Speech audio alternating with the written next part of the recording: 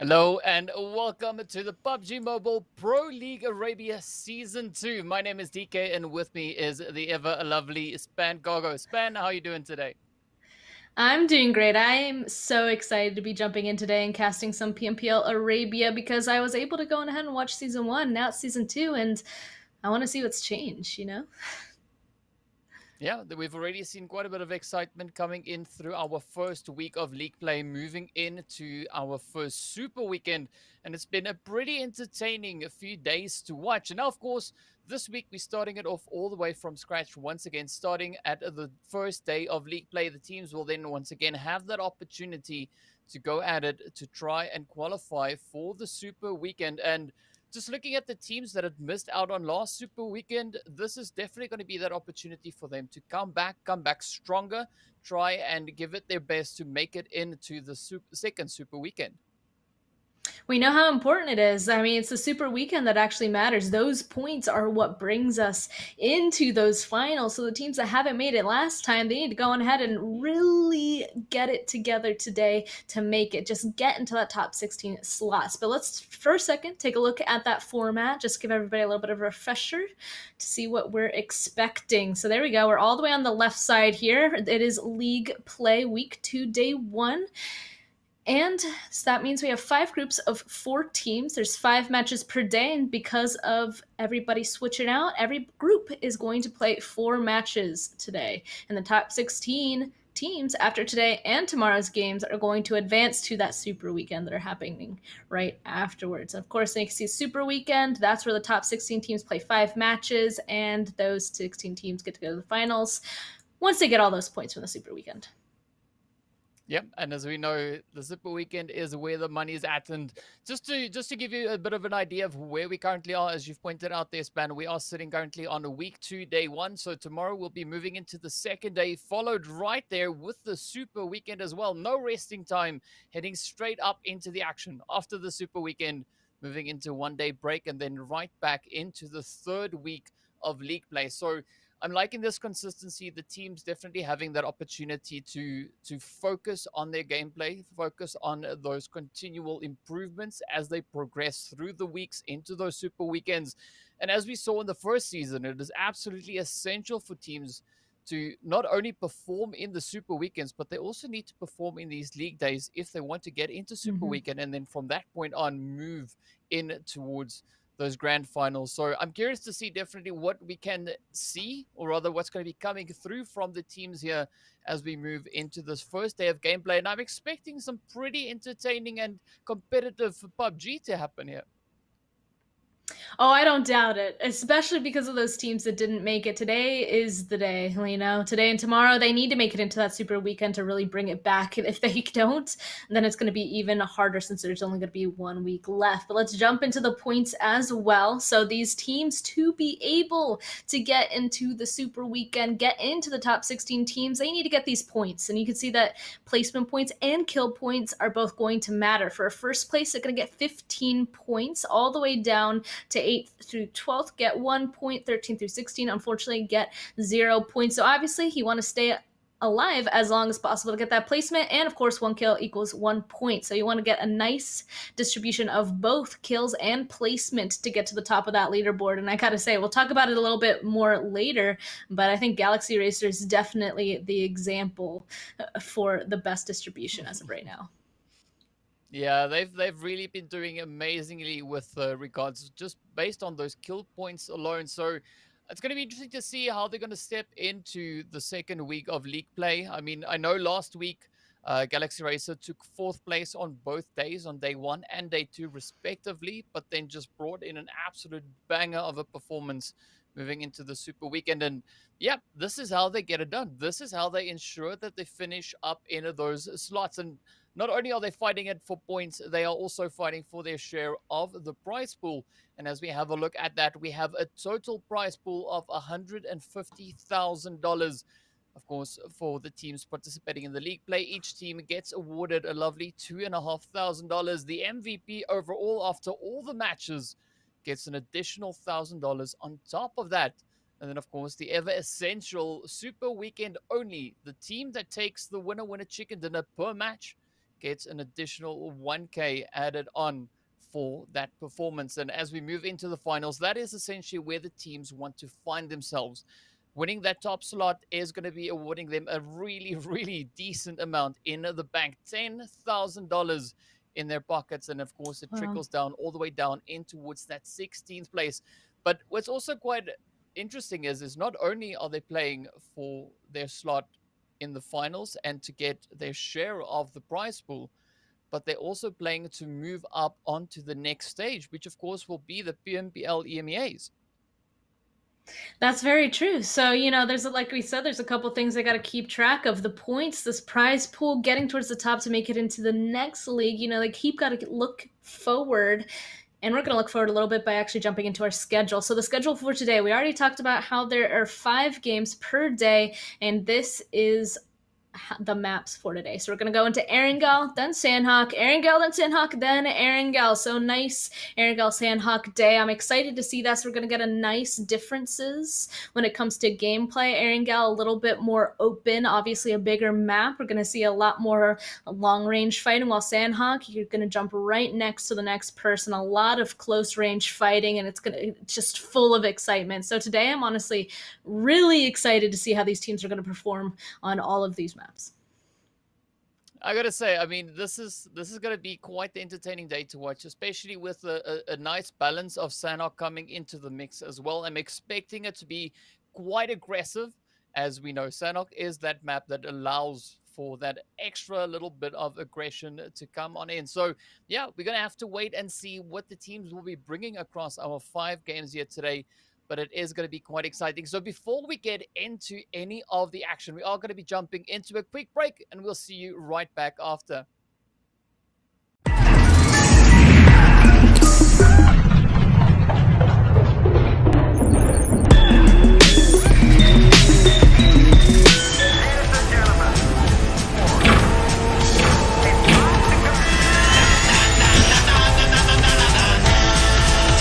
Come on, Mr. DJ. Like this.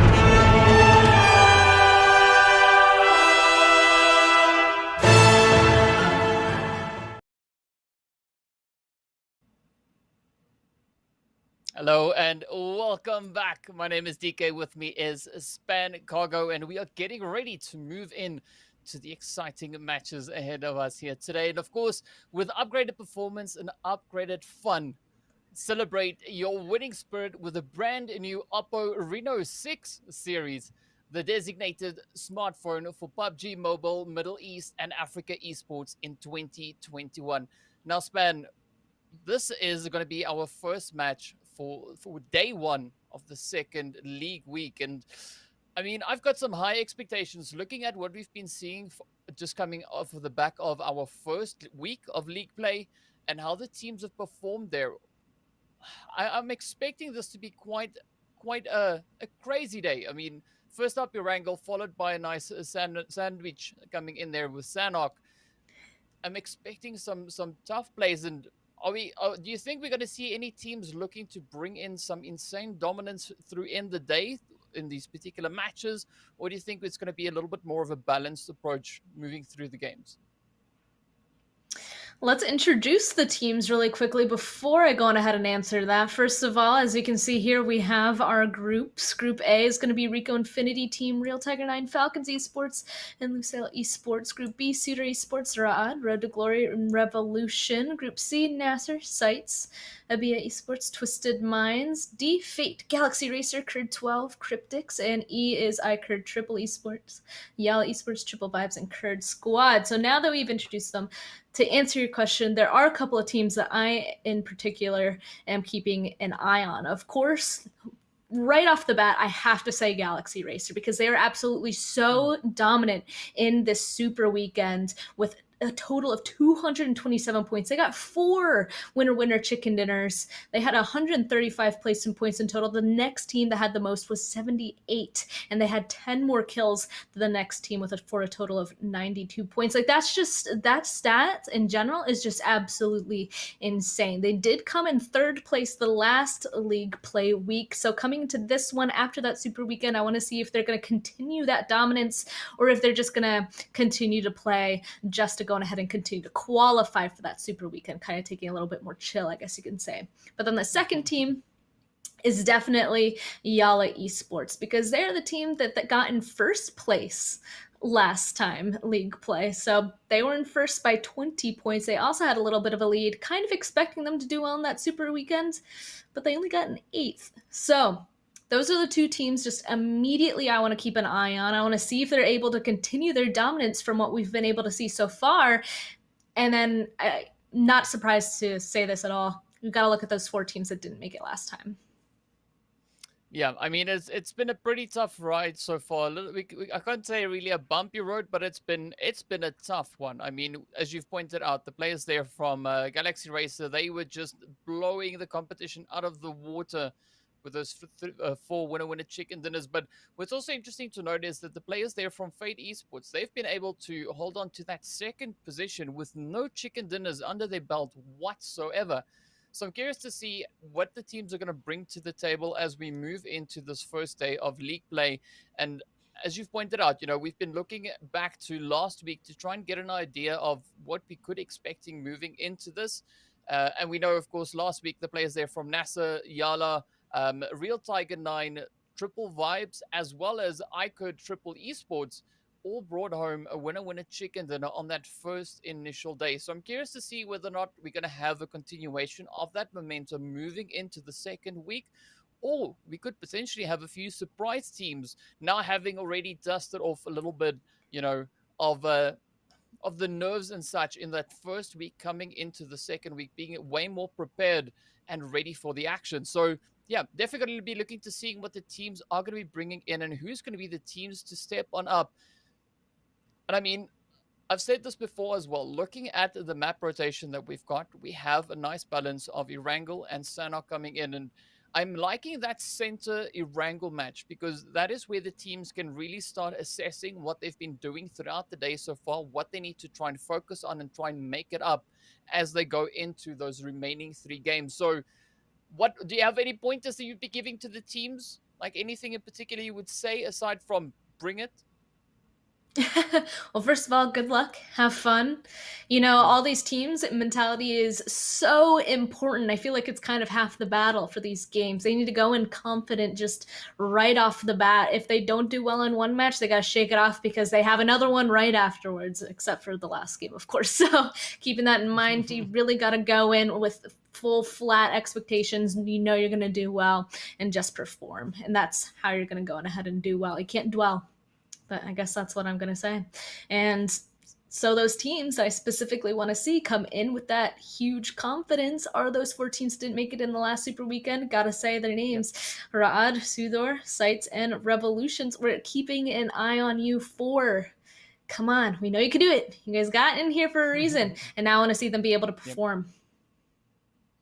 Yeah, and of course, the starting off on the first match, the teams there from Group E will not be participating in the first match. As we move on, Group D will be sitting out one, Group C, Group B, and then finally Group A will also be sitting out on a match so that all the teams have equal and fair opportunity to participate. And moving into this one, this is the match in which iKURD Triple Esports, YaLLa Esports, Triple Vibes, and the KURD squad are going to be sitting out. So it's not one of those teams that didn't make it up into that Super Weekend just yet. But as we get into those later games in the day, that is definitely where they're going to have to try and bring in the performance before they are the team sitting out to ensure that they can have enough points on the board for the day. It's YaLLa sitting out, so honestly, it's the time for those 4 teams to go on ahead and get those points. So we're going to have to see. I'm excited to see the difference between Erangel and Sanhok as well. Sanhok is going to be the opportunity for the aggressive teams to really shine. And Erangel, meanwhile, is going to be a little bit slower, you know, a little bit more spread out. And it's the map that all these teams should definitely know the most. So keeping that in mind, that just means it's going to increase the difficulty entirely. And DK, I think we just got the word. We're about to be jumping into our first match. And ooh, I can't wait to see what's going to happen. What about you, DK? I've got my seatbelt on. It's one of those aeroplane seatbelts, so you can't see it just yet, but I am strapped in, ready to roll as we move into our first match. Match 1 right here on the lovely, lovely Erangel. And looking at where this flight path is coming in, I definitely expect it to be quite an interesting one as it starts all the way over on that western front, moving up towards Stolba and Kameshki, up in towards the northeastern side. So this is definitely where the teams now have the opportunity to jump out. It is a fairly decent flight path. Yes, it is a little bit further up in towards the north, but I'm pretty sure the teams would be fairly satisfied as they've got great access over on towards Georgia Paul Hospital, that whole region, as well as Pachinki, a little bit further down towards the south as well. And of course, that Sosnovka military base just being a slight bit out of reach. But as we've seen, it's not really a spot that teams like to frequent all too much just yet. I mean, honestly, this is a great playing path for our first match. Everybody should be able to spread out quite nicely on this main body of Erangel. Of course, if anybody goes military base, they're not really going to be able to get there unless they grab a vehicle. But everybody should be able to be nicely spread out and take a look at that first circle pop as well. The majority of teams are already inside of it. So those teams just inside of Pachinki and Ruins, they're the closest teams to that center point, and they're obviously going to be the happiest. Of course, it's going to be Galaxy Racer and CS. So we're going to see where they're going to end up choosing first to set up. Everybody else are going to have to make a rotation towards them, and we can see already that there's a couple of teams kind of close to each other. To the eastern side of Yasnaya Poliana, we can see 2 teams kind of dropping on top of each other, and even directly on top of Georgia Pole, we got a couple of teams right next to each other. So that's going to create even more of a difficulty in these rotations to get inside this zone. And since people are already inside, that means that a lot of these places are already going to be taken. So teams are going to have to be super careful. And of course, here's those teams by Georgia Pole we were pointing out, SCYTES and Fate right next to each other. We're going to see if they're going to get in a fight. Honestly, Fate, they might have difficulty getting out of the little spot that they have. And so this might be our first altercation. It could potentially be. I mean, just looking at Fate, you know, we know from last season, Fate, for instance, like to frequent a little bit more towards that multi-shelter region. So it's good to see, you know, the change up coming through from the teams, as well as the players here from SCYTES. They're also getting ready to move, and, you know, they're one of those teams that need to try and qualify for the Super Weekend. They haven't yet made it in. And as you've pointed out before, the further we get through this league, closer to those finals, the faster the teams run out of opportunity to try and improve and get up into the Super Weekends, and also then try and qualify for the finals itself. And I mean, SUDOR, they find themselves here in a very comfortable position. They're completely uncontested. But as we know, just a little bit further over on towards the western side, they do have company there. So I'm curious to see how the teams are going to rotate in. Looking at that, where that first zone had formed, it is a very comfortable start. Again, not forcing the teams too much just yet, but I'm curious to see what the teams will do. This is that stage in which they can get really proactive, look to set themselves up within the phase in preparation of that next zone shift. And this is where they need to start laying that foundation once again, or potentially even just building on the foundation that they've laid in that first initial week. Yeah, and of course, placement is going to be one of the biggest things coming into this circle. I mean, we already said it is on that main body of Erangel, so it is a pretty nice circle. The only thing is that since there's already a majority of people, those teams on the edge might have to continue to play edge. So hopefully these teams are used to playing center, are used to playing edge, to be able to perform to the best of their abilities, get those points no matter what position the circle has given them. And of course, we're jumping around here a bunch and seeing a bunch of different locations inside of this zone. There's actually a lot of opportunity for different terrain. We could potentially get an entirely open field, or we could get a city. As of right now, nobody is quite sure where it's going to end off. But of course, the best thing that you can do for your team is put yourself somewhere in the middle. Put yourself in a position where all those rotations are quite easy, go into any sort of terrain. So I'm curious where people are going to be able to set up, because I want to see some good positioning coming in from these IGLs. It looks like Lusail is one of those teams that's going to have a long rotation ahead of them. I don't know if they're going to want to stay here all the way up on the northern side. So they're going to be one of the teams that we're going to have to see somehow get inside of this next zone. But I'm curious to see just how the teams have started to evolve and change up their gameplay coming in from last week. Because if we look back to the first match of last week, this was the match in which the players there from Real Tiger 9 actually took the winner with a chicken dinner with 9 kills on board. And one of the teams that didn't really step up all too much was, of course, the side there of ABIAH. They had a really tough start in that first initial match. So I'm hoping that they come back a little bit stronger moving into the second week. They did, of course, manage to qualify for the Super Weekend, but definitely still a team that, you know, I want to be keeping an eye on. It's one of those teams that we haven't seen all too much from just yet. I mean, they did qualify in from the PMNC KSA. So based on that, we know it is a team that has the ability to hold themselves and move into some pretty tight engagements. But now, the first week is already done and dusted. They've all now had that opportunity to get a taste for what to expect for the gameplay coming in. And I'm curious to see whether or not we're going to have some surprise performances, because that one makes for a really interesting storyline. But I'm also pretty sure the teams want to keep on improving on their performances, not only on a daily basis, but on a weekly basis as well.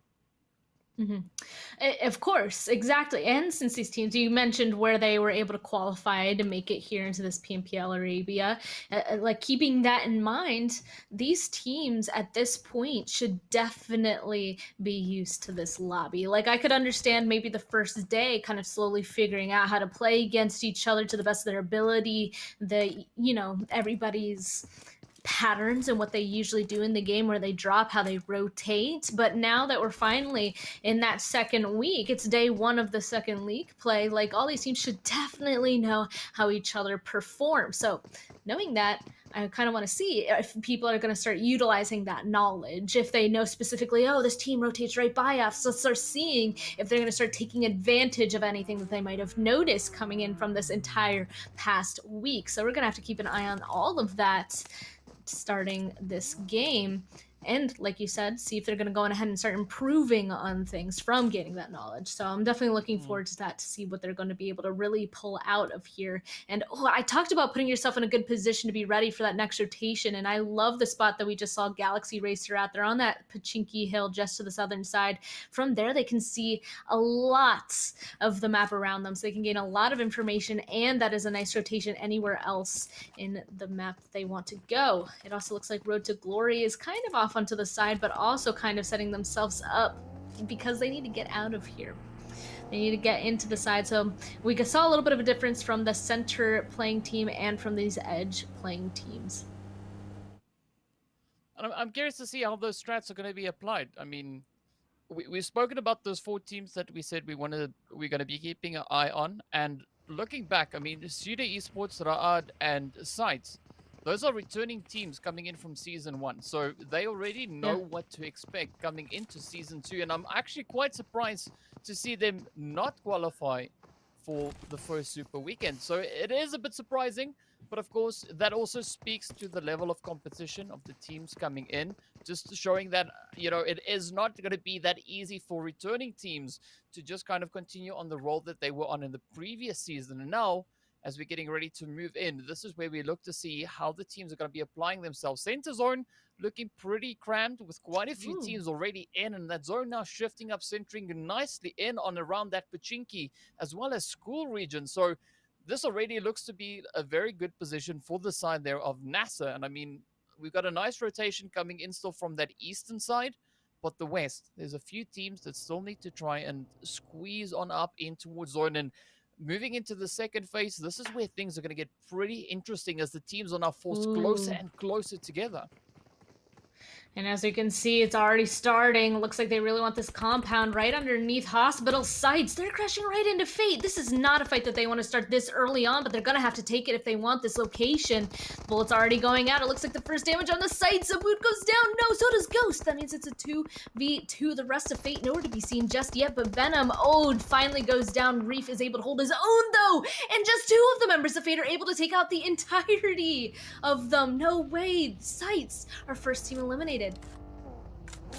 Oh, wow. What a beautiful, beautiful push that was coming in right there. And again, SCYTES finding themselves in a little bit of a difficult play there. Fate just absolutely on a roll.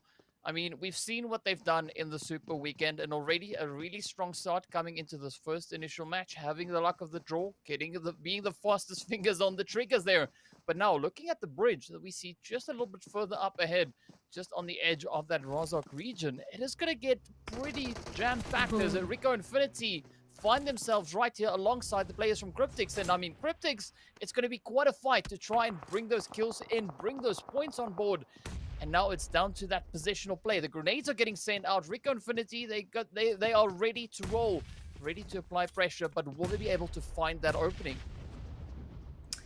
Oh, Lazy Boy, he is super spread out. He's away from the entire rest of the team. I was looking at that earlier. They did have a super big spread, and it looks like Lazy Boy might just get punished because of it. Here we go. 2 of the members of RICO Infinity team kind of getting ready to make that push onto Lazy Boy. He's all the way up on the roof. The rest of his team can't really do anything to protect his teammates, so it's really a 1v2. There we go. Trade of some util. Oh, he's going to get one. Fighton goes down with that nade. The next push comes through. Oh, and Lazy Boy, unfortunately, can't quite finish it off.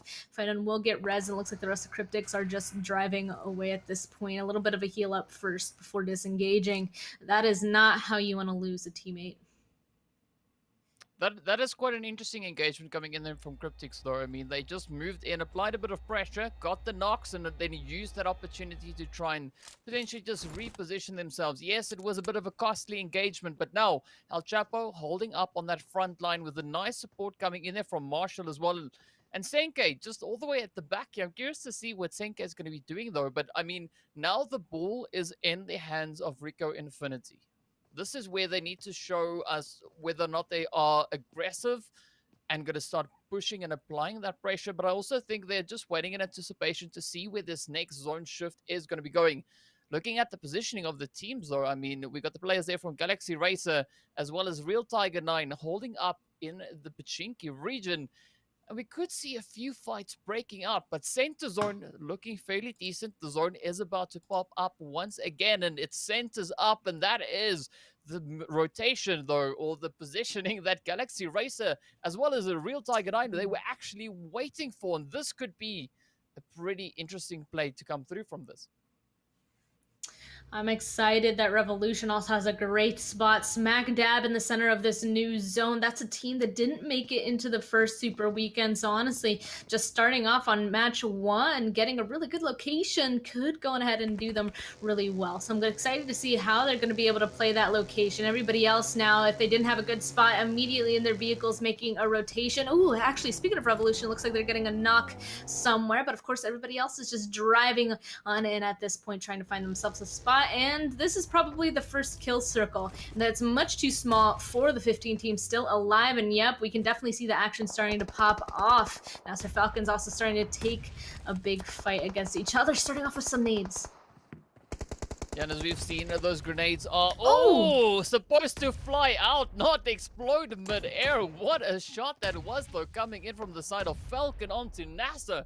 But now the pressure is on. NASR need to try and hold their own. They do have one of their players there, but Tika actually split off from the rest of the squad. So curious to see what Patika is going to try and do. You can see those rotations are coming in, but Bomba sends up yet another fantastic grenade. Wow. Just finding its point. And now it's up to Nabo and Patika to try and bring this one in as Bomba is cooking up yet another grenade. Is it going to be on point? Oh, it is right there in the mix. Misses the damage for the time being, but Nabo having that opportunity now to get the res in. But Tika now on the defense.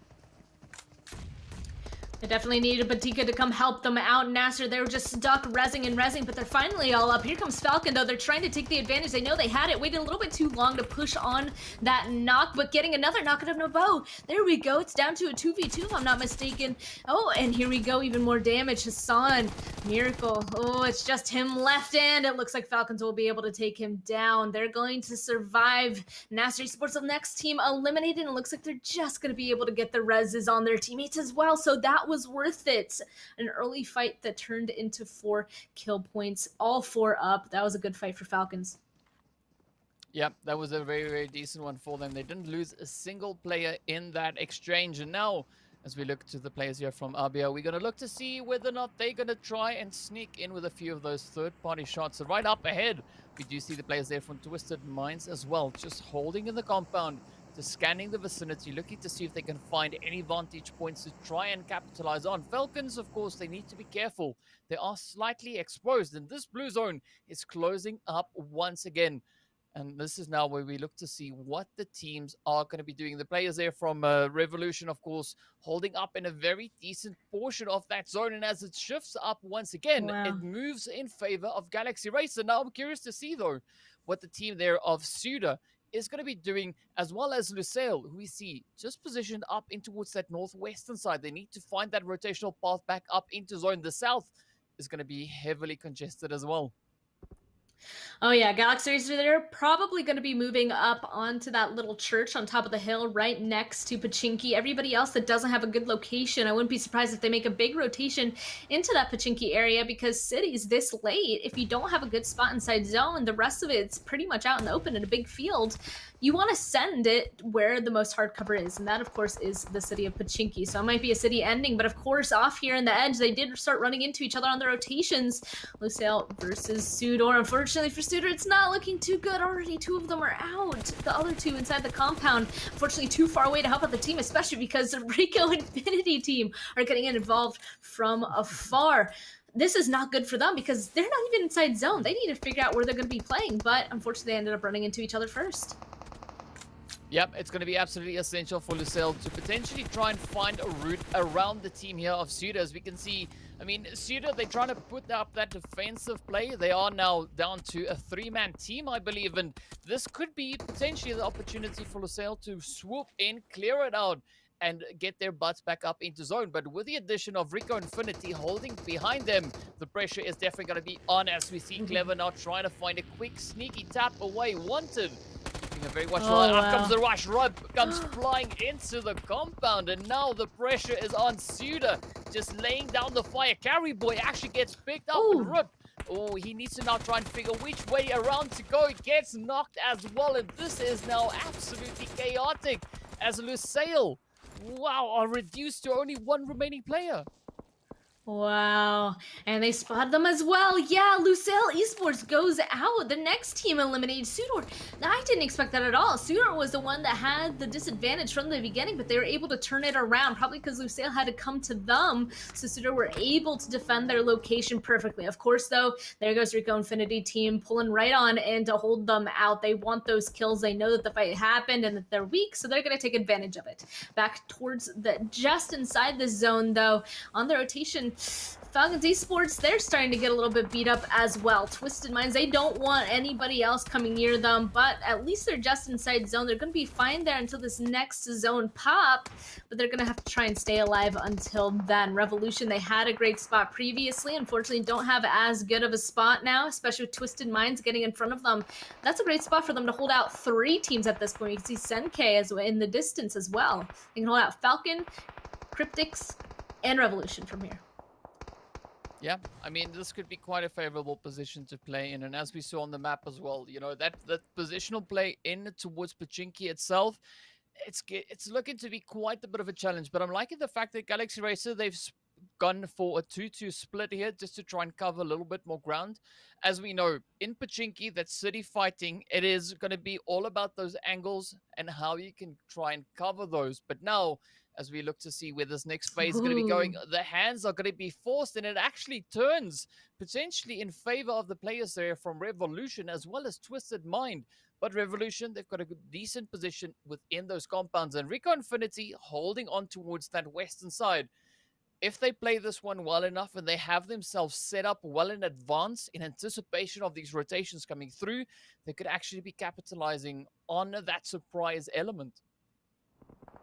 See, now this is where Galaxy Racer is making me a little bit nervous because they're so spread out. The southern side, a ton of teams are going to be pushing in right onto the new circle. So if they're spread out like this, they're going to be fighting multiple teams at once. We can already see KURD 12 and Ra'ad coming on in close, and all of Galaxy Racer are super split apart. At this point, I feel like they need to condense if they're hoping to be able to survive. You can see that 2 of them are getting in their vehicles. I hope that they're doing that, and I think they are, which is a good thing in my opinion, because they need to start focusing on one point of people coming in on this circle. Starting off, as it looks like, with Ra'ad already starting a lot of shots out. A ton of teams still in Pachinki that are going to be pushing in beside this. This is going to be a bloodbath on the southern side, and it looks like it's starting off with some members of Fate getting down. Ra'ad still trying to focus on Galaxy Racer right in front of them.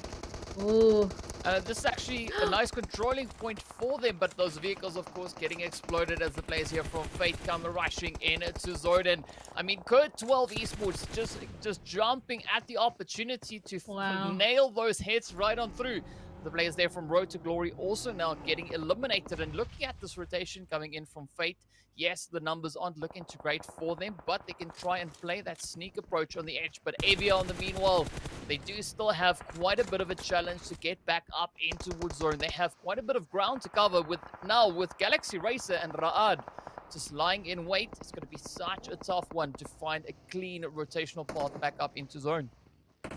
We were kind of waiting for this one. This zone is basically out in the open. The entire center not occupied because it is unplayable. Everybody else is going to be playing the edge. SUDOR Esports, another team eliminated. ABIAH, oh my goodness, crashing onto this actually. They didn't have a spot, so they're going to start pushing Galaxy Racer super aggressively. This could be an entrance for Ra'ad as well to make a third-party presence here. A ton of nades coming out from Galaxy Racer, though, is going to be taking out ABIAH Esports right before them. Fate Esports will actually be eliminated as well. And Ra'ad, they didn't move fast enough to actually take the advantage on that crash, so they're gonna have to continue to try and take down Galaxy Racer from afar. You can also see that KURD 12 and Real Tiger 9 on that southern side are taking a big fight as well. So a ton of the southern teams continuing to fight, not surprised about it whatsoever. And now we're going to jump on over here. This church no longer playable, but at least they have them some ridges. Ooh, Real Tiger 9 actually win that fight. KURD 12 goes down. Wow, that is just on the money there for Real Tiger 9. As we can see, of course, they're already sitting on 5 eliminations. And now the pressure is on. The teams are looking to secure that position. But again, Galaxy Racer is capitalizing on the compound. I mean, the way that they dealt there with the players from ABIAH, trying to push on in was absolutely phenomenal. Just staying so cool, calm, and collected. But now they need to defend, as they also still need to find that rotation back into zone. Unfortunately for them, there's not a lot of ground to cover. The zone is right in front of them, but we've got 6 other teams in the vicinity, all looking to get up to that winner chicken dinner. And with that, of course, Galaxy Racers strike down on towards the Falcons. The rest of the lobby slowly making their way up into zone, but it is absolute carnage erupting. Falcons now just feeling the pressure. At last gets knocked out. It is now up to Bompa to try and survive alongside that tree. But here we go. The players here from Revolution also now looking to make their push. Coming up right here behind the players from Twisted Minds. Will they be able to get it done? Kaito, the last hopeful. All the pressure riding on his shoulders. The grenades come in. He takes quite a bit of a push. And what a crush. The players of Revolution just swoops on in the vehicle. Wow, a bud. That was absolutely insane. But now they need to focus their attention back onto the zone. Galaxy Racer now getting those rotations in, looking to set up those anchor points. And with the players there right alongside them, Ra'ad, it could still go either which way. Ooh. Yeah, right. It looks like they're not entirely pushing on a Galaxy Racer. They did find themselves a spot. Now Galaxy Racer's just trying to get a little bit further away, using their vehicles. They know that they need that hard cover later on, especially because of how open this zone is. So they're going to try and keep that moving hard cover with them. Ra'ad, though, still being a little bit of a thorn in the side. They don't have as much cover. Galaxy Racer still in front of them are still going to be a little bit of gatekeepers. But now they have to be a little bit careful. Falcons still coming in on that northern side.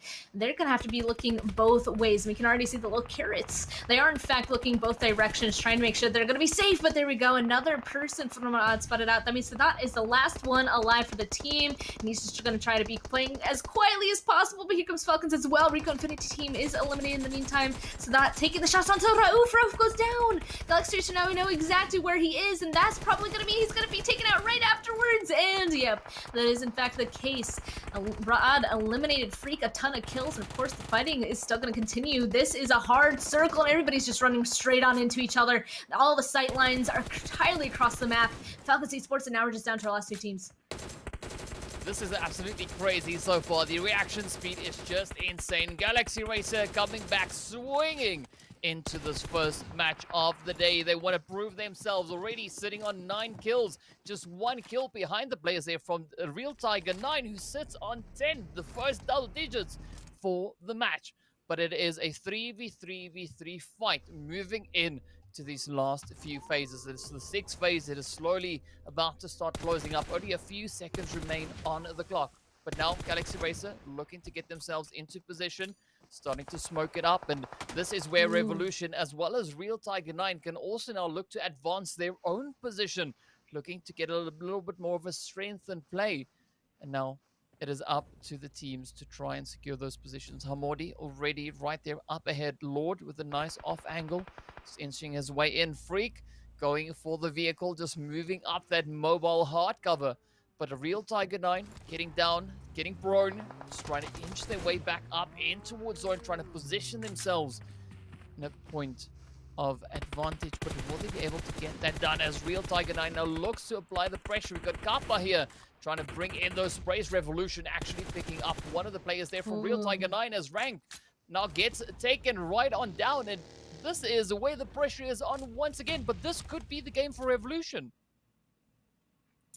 I still like that they're using their vehicles to keep moving forward. You can see the smoke's also coming out now. They're about to be completely in the open. This zone's still closing very slowly. You're right, Real Tiger 9 now has 1 less person, so a little bit of a disadvantage, but everybody was still able to make it in towards the edge. I already said it, Revolution, Galaxy Racer using their vehicles. It's huge for them. It looks like Real Tiger 9 without one is going to be punished. Zeko goes down. That means only 1 is left. It's Kapayaxi completely out in the open. Oh, I think both teams can actually see him here. Both Galaxy Racer and Revolution taking shots. How is he still alive? Oh, but he actually gets a trade on a Galaxy Racer. No way. This could be actually continue to be the last fight.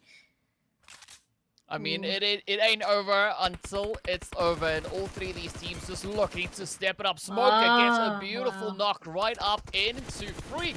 And now, gets picked up as well as Real Tiger 9. Kapayaxi steps up with a beautiful third party. But now, Revolution trying to play a little bit of that vehicle possession.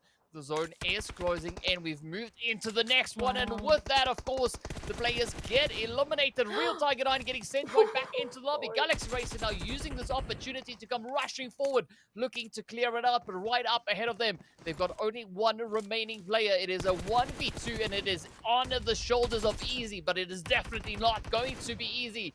As the shot comes through, the trade-off comes into the Hamodi. It is now 1v1. Lord versus Easy, getting ready to push into this one. Who's going to be the team to claim it out? Both teams sitting on double-digit finishes so far.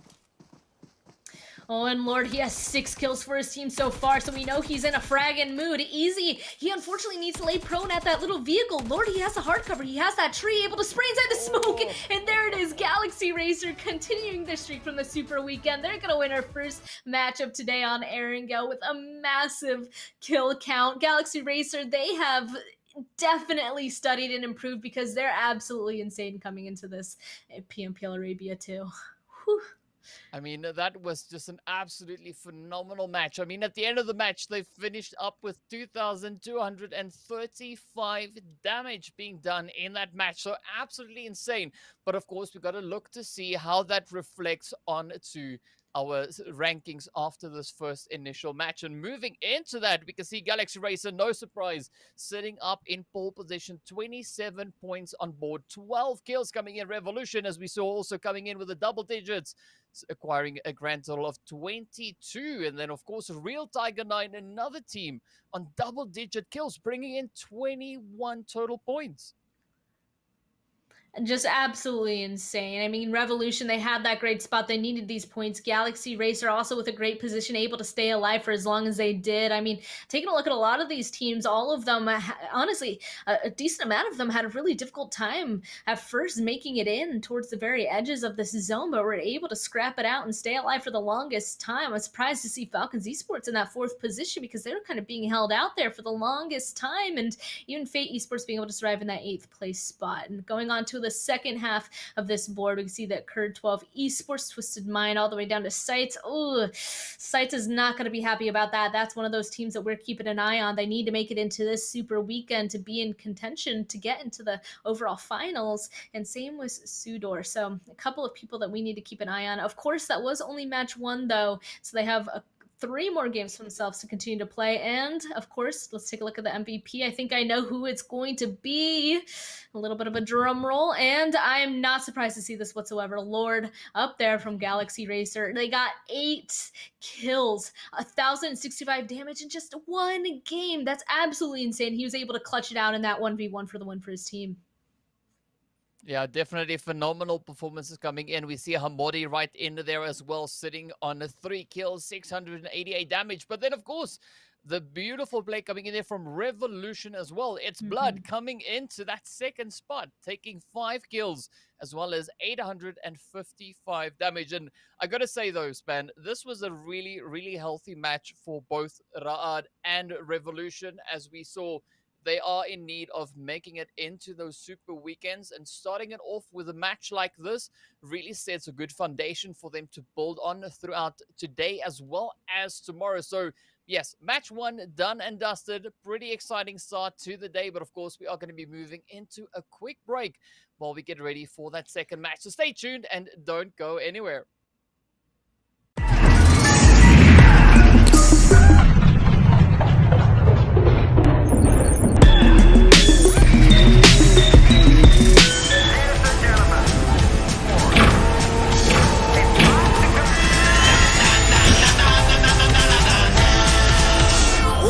Mr. DJ.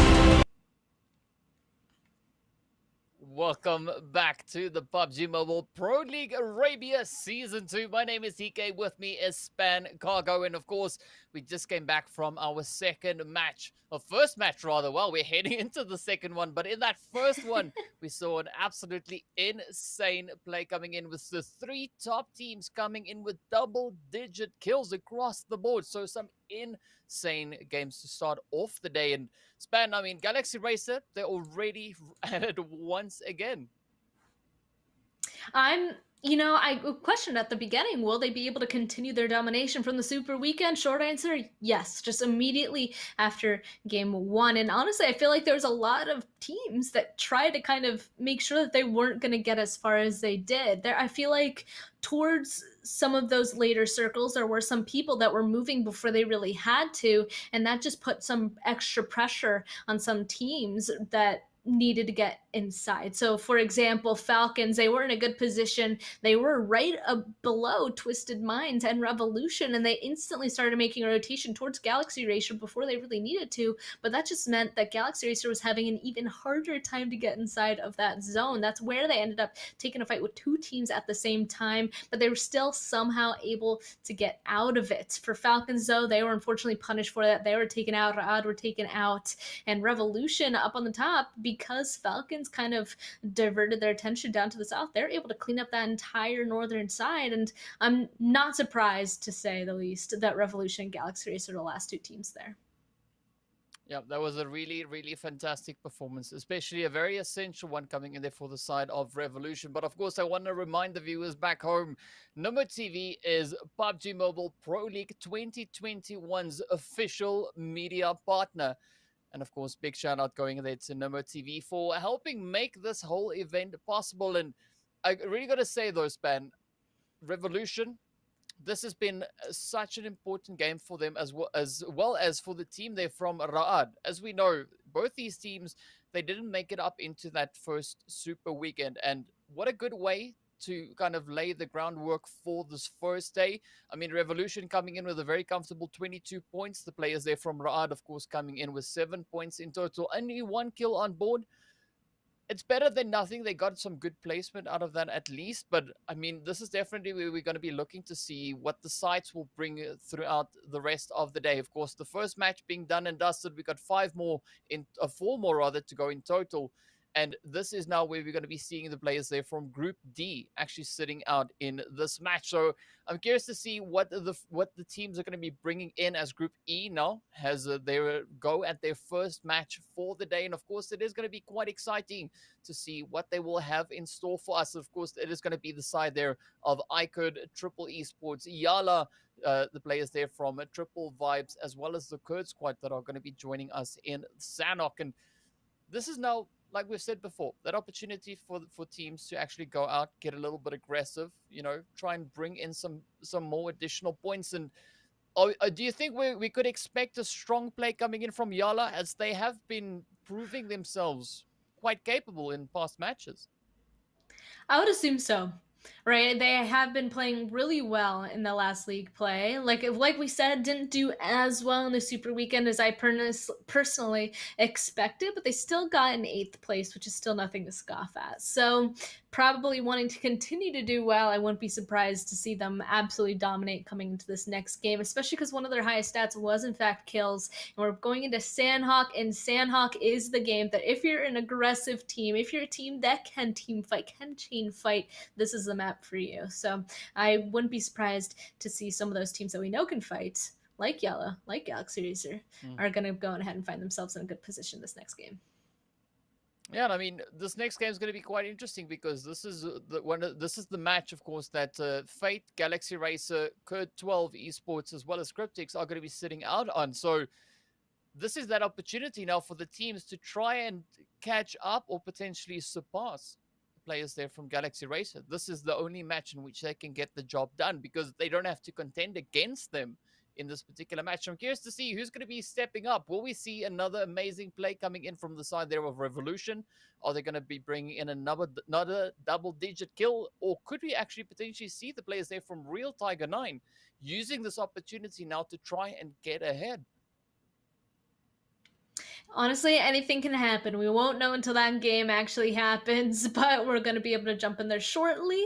And another thing that I'd like to point out, even though they're not playing, is that there are a couple teams that also, from their abilities that we know about, Fate Esports, I'm surprised that they ended up kind of going out a little bit early last game because they did so well in the last ABIAH championships. Fate, they absolutely exceeded my expectations. So they're also a team that I believe really ended up learning how to utilize their skills and play together. So I honestly, that I didn't mention at the very beginning, I have high expectations for them as well. So like I said, even though they're coming into this next one, into this next few matches, definitely have to keep an eye on them, see how they're going to fight off everybody else inside of this lobby. Now that these teams have kind of switched out a little bit, I'm curious to see if there's going to be a little bit of uncertainty once again at the beginning of this match. But honestly, these teams at this level, they just know. You see a person, you got to take them out. You got to continue to survive until the very end of the game.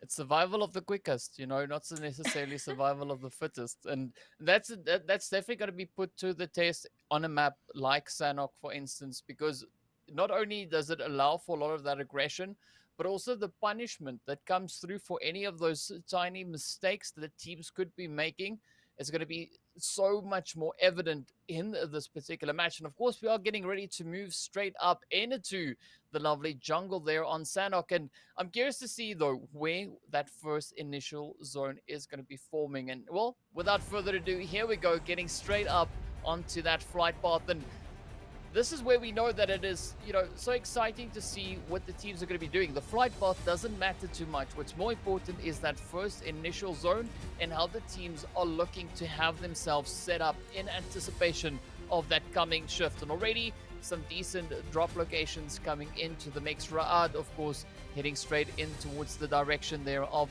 Ruins. They do have a little company, a little bit of a company right there alongside them. It seems to be the players actually from SUDOR, and all the way down towards the south. The Real Tiger 9 Revolution taking a little bit more of a calculated drop there. But of course, that zone sitting in the south as well is going to make it that extra bit more challenging for the teams. Ooh, Painan being that center position as well. ABIAH definitely happy that they're able to grab that location for themselves. But as we know, Painan is a location where a lot of teams actually try to use it as like a crossing area. So any team that decides to go around in that space needs to keep in mind that it could be a little bit dangerous. So anybody that really wants to get involved in kills and some fights should probably go around that Painan area. And just immediately we know that these teams are probably going to have to really focus on making these wide wraps around on this northern and southeastern sides to be getting into this zone easily. But Sanhok, as per usual, everybody's everywhere, so everybody's just gonna have to be really careful on all of their rotations. I'm curious to see, actually, though, that position of YaLLa. I mean, we do see them positioned south of bootcamp, so I'm curious to see whether they're going to be looking to advance their current position up on towards the hill. As we see a few teams, of course, positioned up in towards bootcamp. We do have the like of Vibes and so on positioned a little bit further on towards the north. So that could be a decent spot to have themselves situated within. And as you pointed out, the players there from ABIAH sitting all the way over in towards Painan. Who knows? Smack dab center zone. Maybe that could be the place to be fighting for some of that prime real estate. But for the time being, of course, the teams are going to be making their way around. Twisted Mind, the team over in towards bootcamp. You can see their Destiny. He's looking so excited, giving us a few air punches as he moves through. And I mean, this is where the teams now need to play this coming match so carefully. I mean, YaLLa already having one of their players up on the hilltop, 07 there, or D7 rather. I'm curious to see what the rest of them are going to do. Will we see Bandar, Powerful, and Yusuf join up, look to strengthen and fortify this angle? Or is it just going to be all down to D7 to try and make this one work? Well, you know, the team that usually goes on ahead and loots all these little compounds just on the southern side of boot camp usually set up on this hill to see if they can kind of pester that boot camp team. So yeah, that team currently has to be really careful. Twisted Mind has to be careful inside of that Painan area. I was kind of surprised that nobody else is contesting them for that spot, because boot camp, I mean, usually there's a couple of teams that usually kind of duke it out there for a while, but right now completely open. We'll see if YaLLa will be able to take a couple out from afar though. And, oh, okay, NASR, they needed to make a rotation all the way from that eastern side. It looks like they did cross on the southernmost bridge right near Camp Charlie, where, I mean, we just saw Revolution. This is where they landed. This is where they're looting. And NASR getting really close to them. Oh, two of them on foot. They're about to be run straight into each other. Revolution had a great game last time. They need to continue that momentum. They need to get in time to the Super Weekend, so we'll see what's happening. But first, oh, Twisted Minds, they ended up leaving boot camp first, and they're running straight into YaLLa Esports. Yep, now the pressure is on. This is where, I don't need to try and get those shots in. Of course, already picking up 2 knocks right there. So a good defensive play. But now the off-angle approach comes through as Kaito picks up the knock. And of course, it is up to Dami and Kaito to bring this one home. YaLLa looking to fortify the play here, but powerful just on the opposite end of the ridge. Kaito knows that there's someone there. He's cooking up the grenades, sending them straight on through.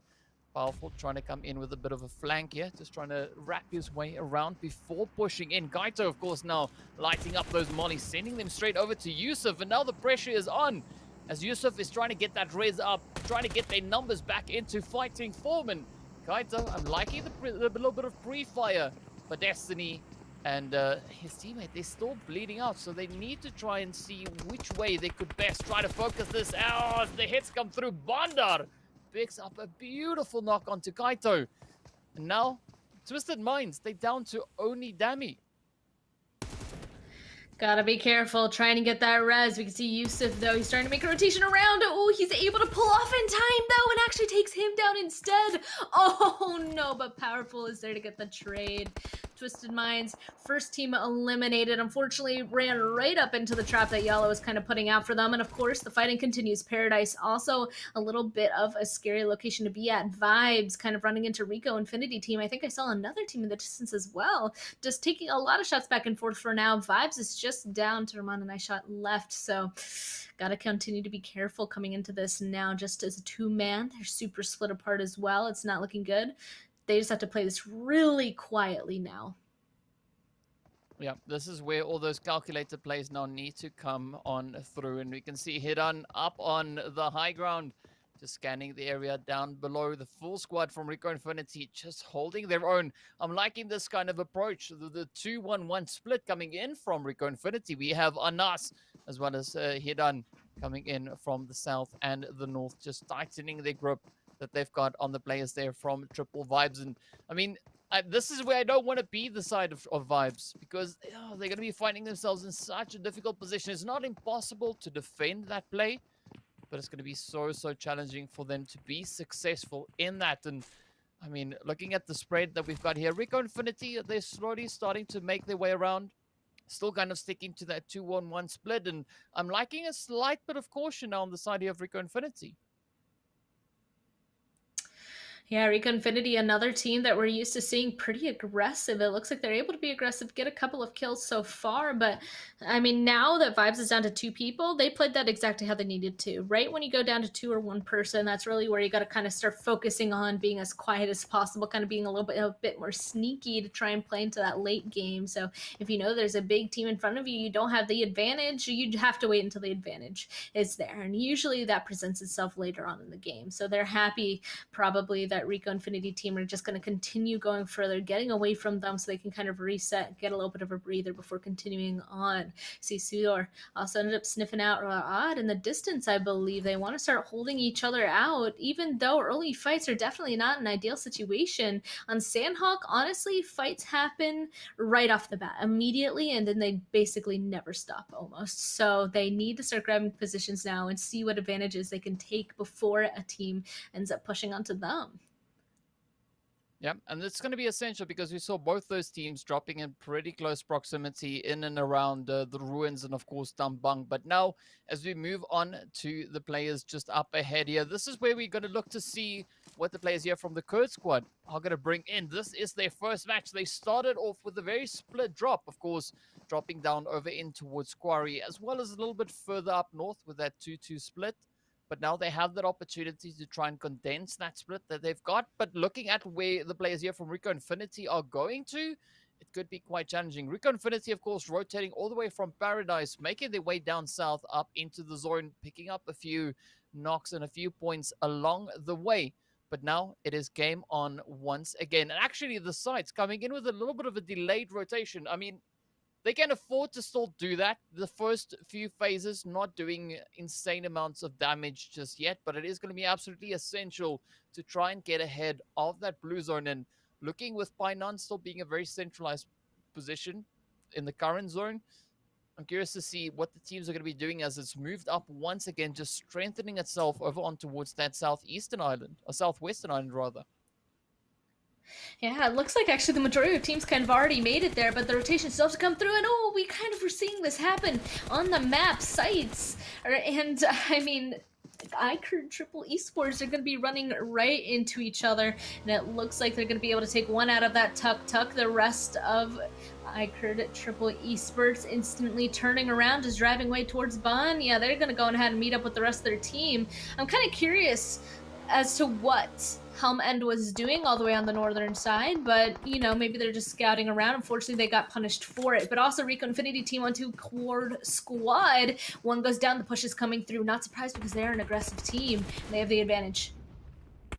Yep, that is now that opportunity for KURD Squad to start capitalizing on the split coming for the players here of KURD Squad. And so far, a really good utilization of that, but the grenades getting cooked up, getting sent on through, misses out as Aram and J9 quickly look to get their health bars back up. But a good spray coming in from J9, returning the favor, but now getting absolutely obliterated as the utilities get sent on through once again. This is where the pressure is on. And I mean, KURD Squad. See, this is the danger of having that split in your team, not condensing it quick enough. With a team like RICO Infinity on the map, man, they are just going to be capitalizing on that. Of course, a nice knock coming in there from Unknown right onto Prestige. But now, is that going to be enough, though, for KURD Squad to try and clean this one up? Ooh. That nade just barely missing. I mean, two of them are still alive. They could turn this around, but they need to have the nade works, and it looks like Volt is able to get one, and it still goes down. This could be the knock that they needed. The rest of RICO Infinity team already downed. You can see Escaton trying to get the res, but unfortunately he's not able to pick it up. So a 2v1. Let's see what he's going to be able to do here. Again, nades doing a ton of damage. He's able to get that res. So we'll see now. 2v2 just along these rocks. One more nade. Oh, but the push comes through.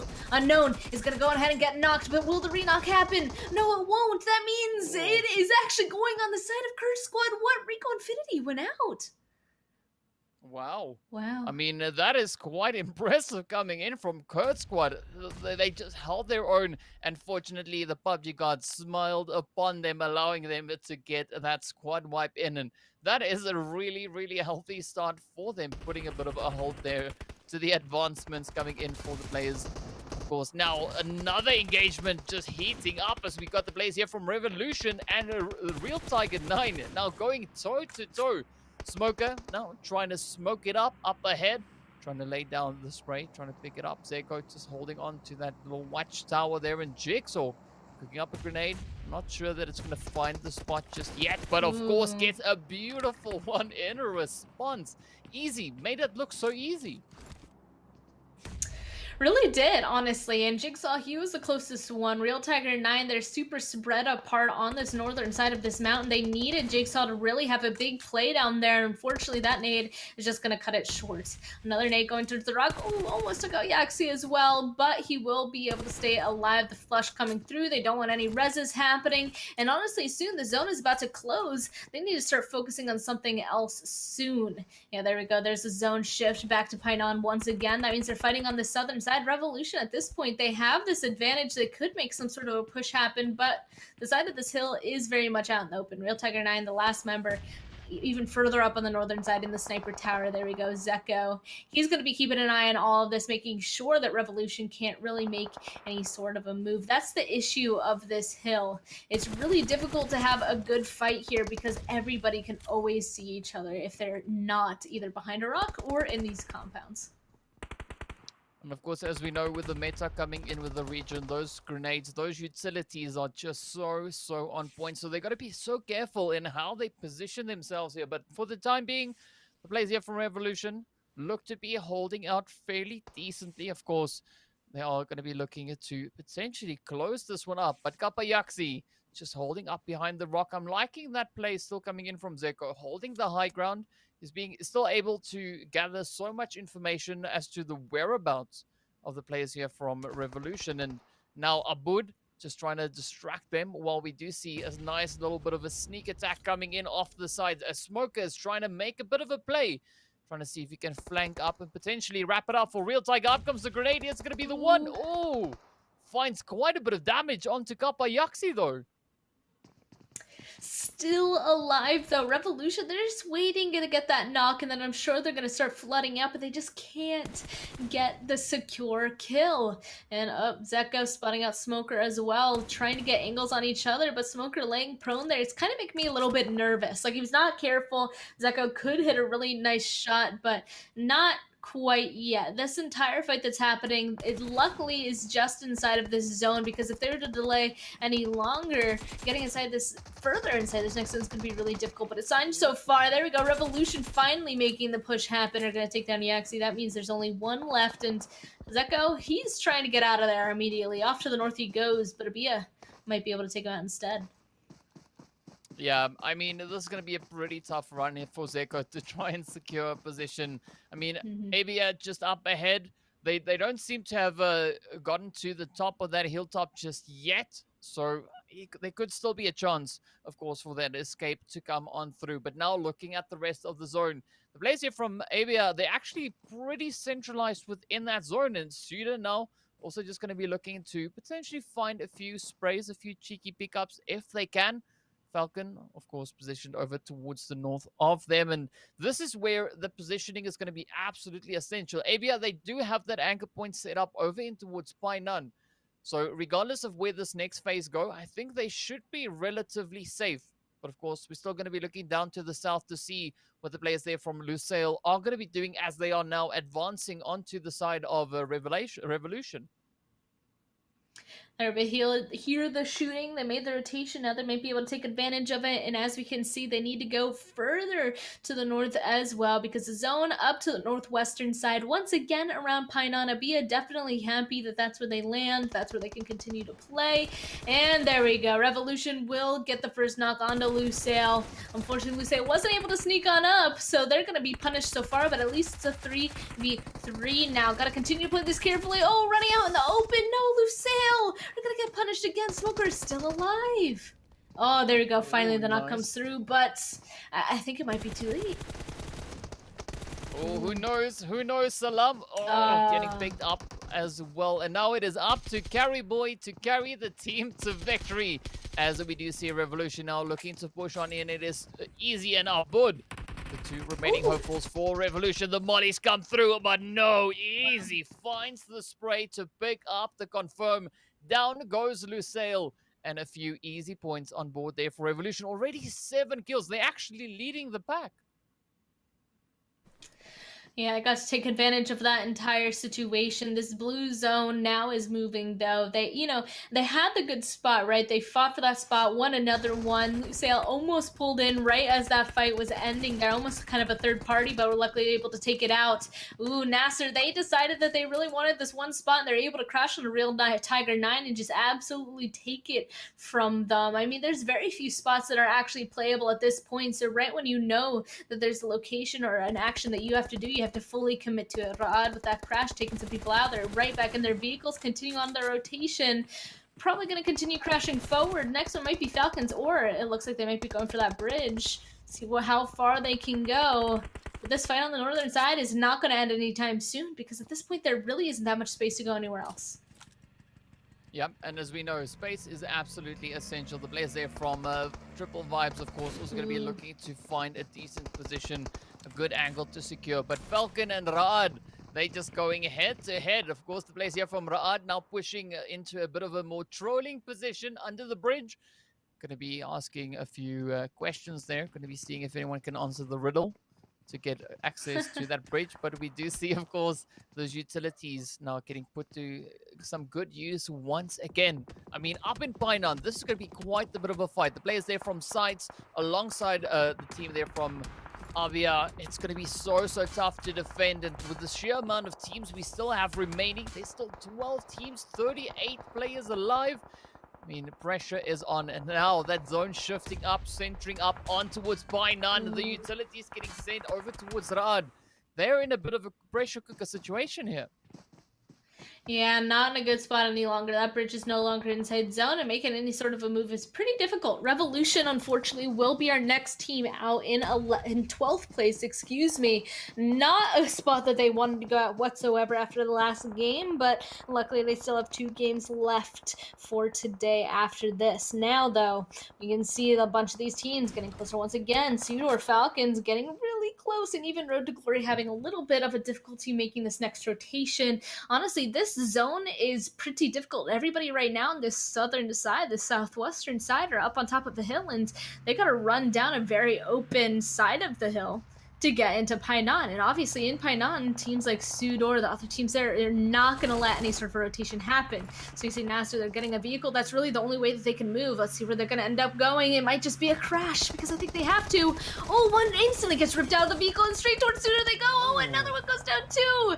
And NASR Esports will unfortunately be eliminated right before they even get there, before their vehicle even hits that half wall. So SUDOR are still okay, losing one in that blue zone, still have 3 up at least. And of course, yep, we can hear the cacophony of bullets. Is really now everybody's way too close to each other. This zone almost pops once again. I mean, a really good positional play coming in here from SUDOR. Not the most coverage, but man, they were able to strike it down, pick up some of those easy points on to the side there of NASR. And now you can see the players from SUDOR also just getting thinned out ever so slightly, but Falcons still looking to make a bit of a play, coming in right behind them. But SUDOR, they've been lit on fire as the mollies have been sent on through. Now the shots are starting to fly on in. The players there from Triple Vibes feeling the pressure as they're looking to advance. ABIAH now also coming under a bit of pressure here, as we can see. Al-Shamri now, and rather trying to push on in for the side there of SUDOR. The mollies getting sent on up. Vibes getting eliminated. We are down to only 9 remaining teams. SUDOR, 2 players left.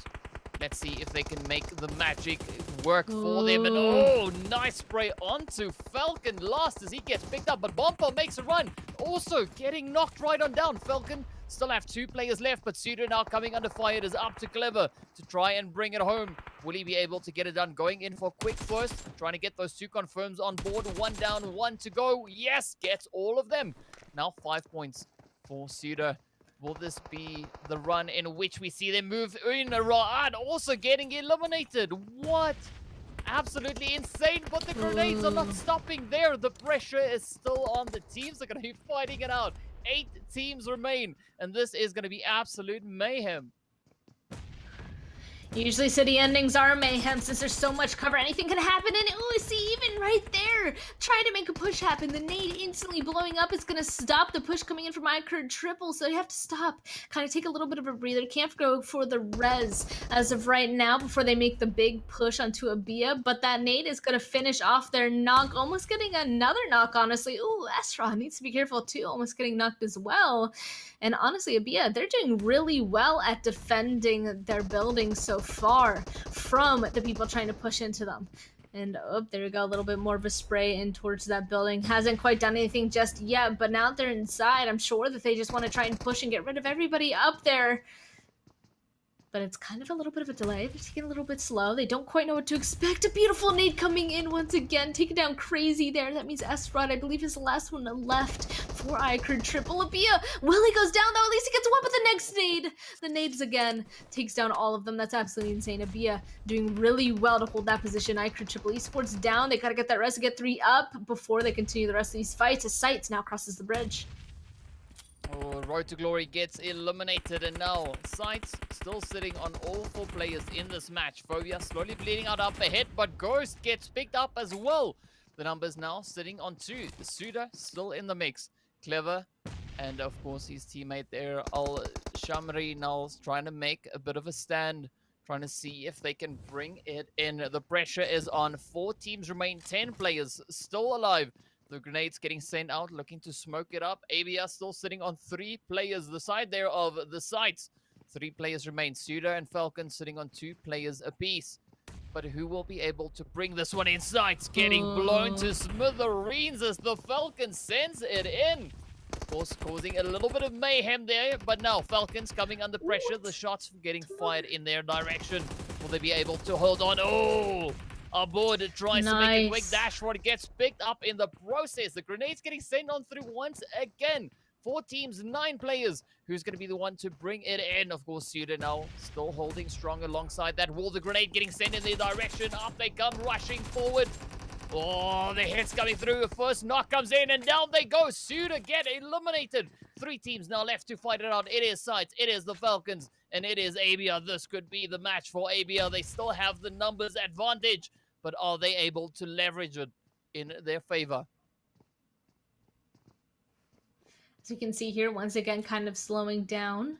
I mean, this zone is still just continuing to close and close. ABIAH still alive. They've been here the entire time. SCYTES is going to be eliminated too, actually. That means it's just down to the last 2 teams. It's Falcons versus ABIAH, and Falcons are completely stuck inside this building. I think that ABIAH now have realized that. They're pushing out of their building. And if they have any util left, they're definitely going to be tossing it right on in that building. And I think Falcons kind of have realized that as well. Oop, got to be careful. Can't go on ahead and take too much blue damage before it's too late. And yeah, Falcons, here we go. The push comes through. They're going to try and make the push into ABIAH. DeMar goes down, though. Never alone. Now the last one alive. Too much smoke to see anything. But still trying to do the best. Now back into the blue zone they go. They go out, and ABIAH Esports taking that one away. Yeah, that was such a good play coming in from the side of ABIAH. They were so hungry, so eager to get that winner chicken dinner, just putting up some beautiful defenses, making it so difficult for the Falcons to get out of that blue zone and back into safety. So absolutely phenomenal play coming in there from ABIAH. Well done, well played. But of course, got to give it to Falcons as well. They held their own all the way through. But now let's have a look at the rankings to see where the teams are and, of course, what they were able to bring in this match. And, of course, ABIAH sitting on a very comfortable 25 points on the scoreboard there. The Falcons taking that second place with 15 points. But the SCYTES also stepping up the performance coming in with that 15 points, but they also share that with the side of SUDOR. So it's pretty healthy to see 3 teams actually finishing strong. But this was the match for SCYTES, finishing off on a 0 in the previous one, coming back now, getting those much needed points. A really healthy performance coming in from the SCYTES. Exactly. I mean, it really just takes one good game to really get back in the running. So a bunch of these teams didn't do so well last game. Now right back in it. They have a couple games left at this point to keep playing before today is over for them. They have all of tomorrow, and at least we get to see Revolution still on there. Ra'ad, SUDOR, SCYTES, Revolution, they're the ones that we're keeping a look at. And unfortunately, it looks like for Ra'ad, they also didn't end up doing too well, which is unfortunate because those teams need to get into Super Weekend. So that is this match rankings. Let's take a look at that MVP as well, because we talked about in the prize pool, there is an MVP later on that gets a little bit of a prize. But for this round, we can see a lot of SUDOR, remember, both Clever and Al-Shamari. Kills for 4 kills for Clever, 3 for Al-Shamari, and wow, 716 damage, 656, and of course YaLLa from ABIAH as well on there with 3 kills, 600 damage as well. So really well played for those teams. ABIAH needed that. They dropped and pined on. They're able to turn it into a win, and they got themselves some really good points. Let's see how that affects them on that overall rankings, DK.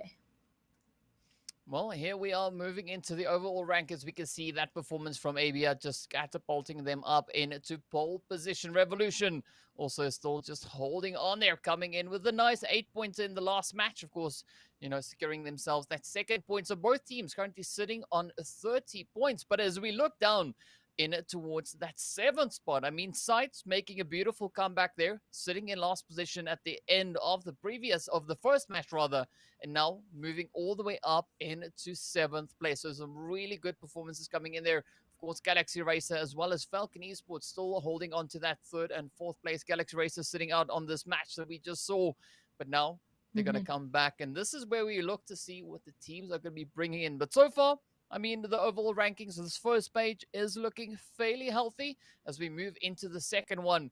This, of course, it's not anything to worry about just yet. Of course, the aim is to make it into this first and second pages. These will be the teams advancing up into the Super Weekend. So I'm curious to see what they're going to bring in as we progress through our remaining games here.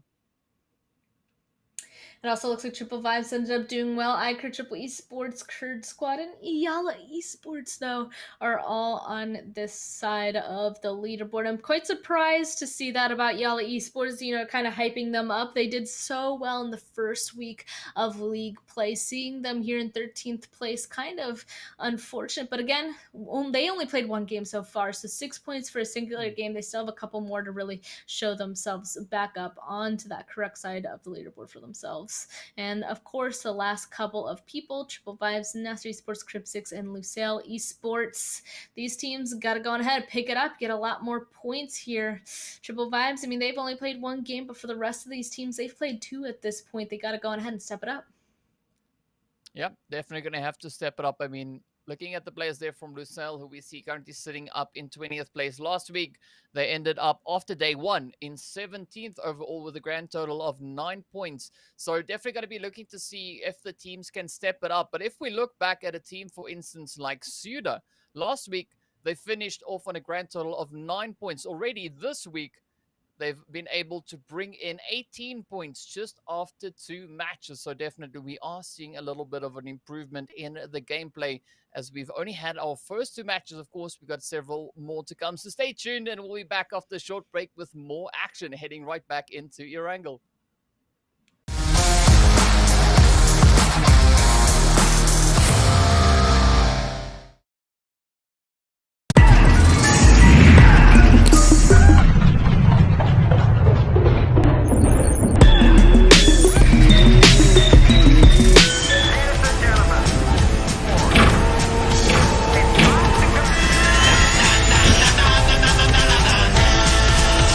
Come on, Mr. DJ.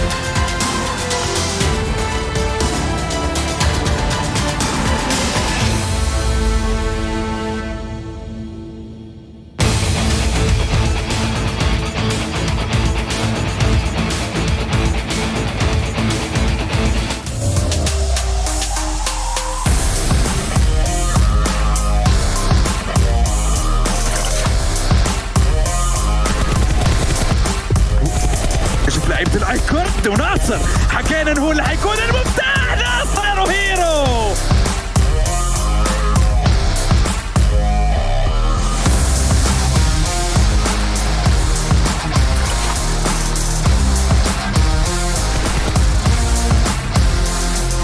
وفعلا نابو. يا ولد يا نابو، يا ولد يا نابو، يا ولد يا نابو. لو كان الابداع رجل لشكرته يا نابو.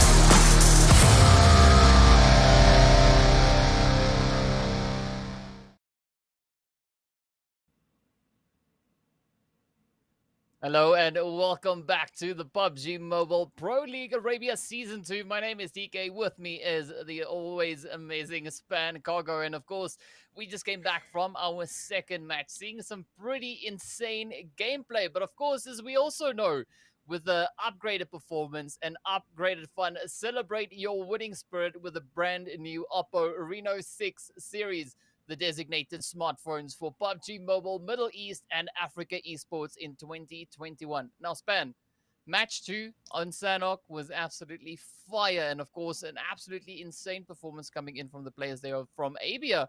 And now we're going to be ready, or getting ready to move into our third match, returning back on to the ever lovely Erangel.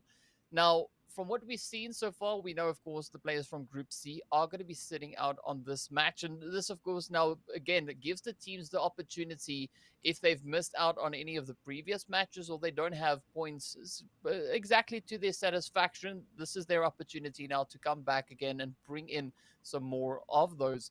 Now, as we move in, are you expecting to potentially see some teams going in for a little bit of a hard drop action and looking to contest some of the teams? Or do you think we're going to be seeing the teams still respecting those drop locations?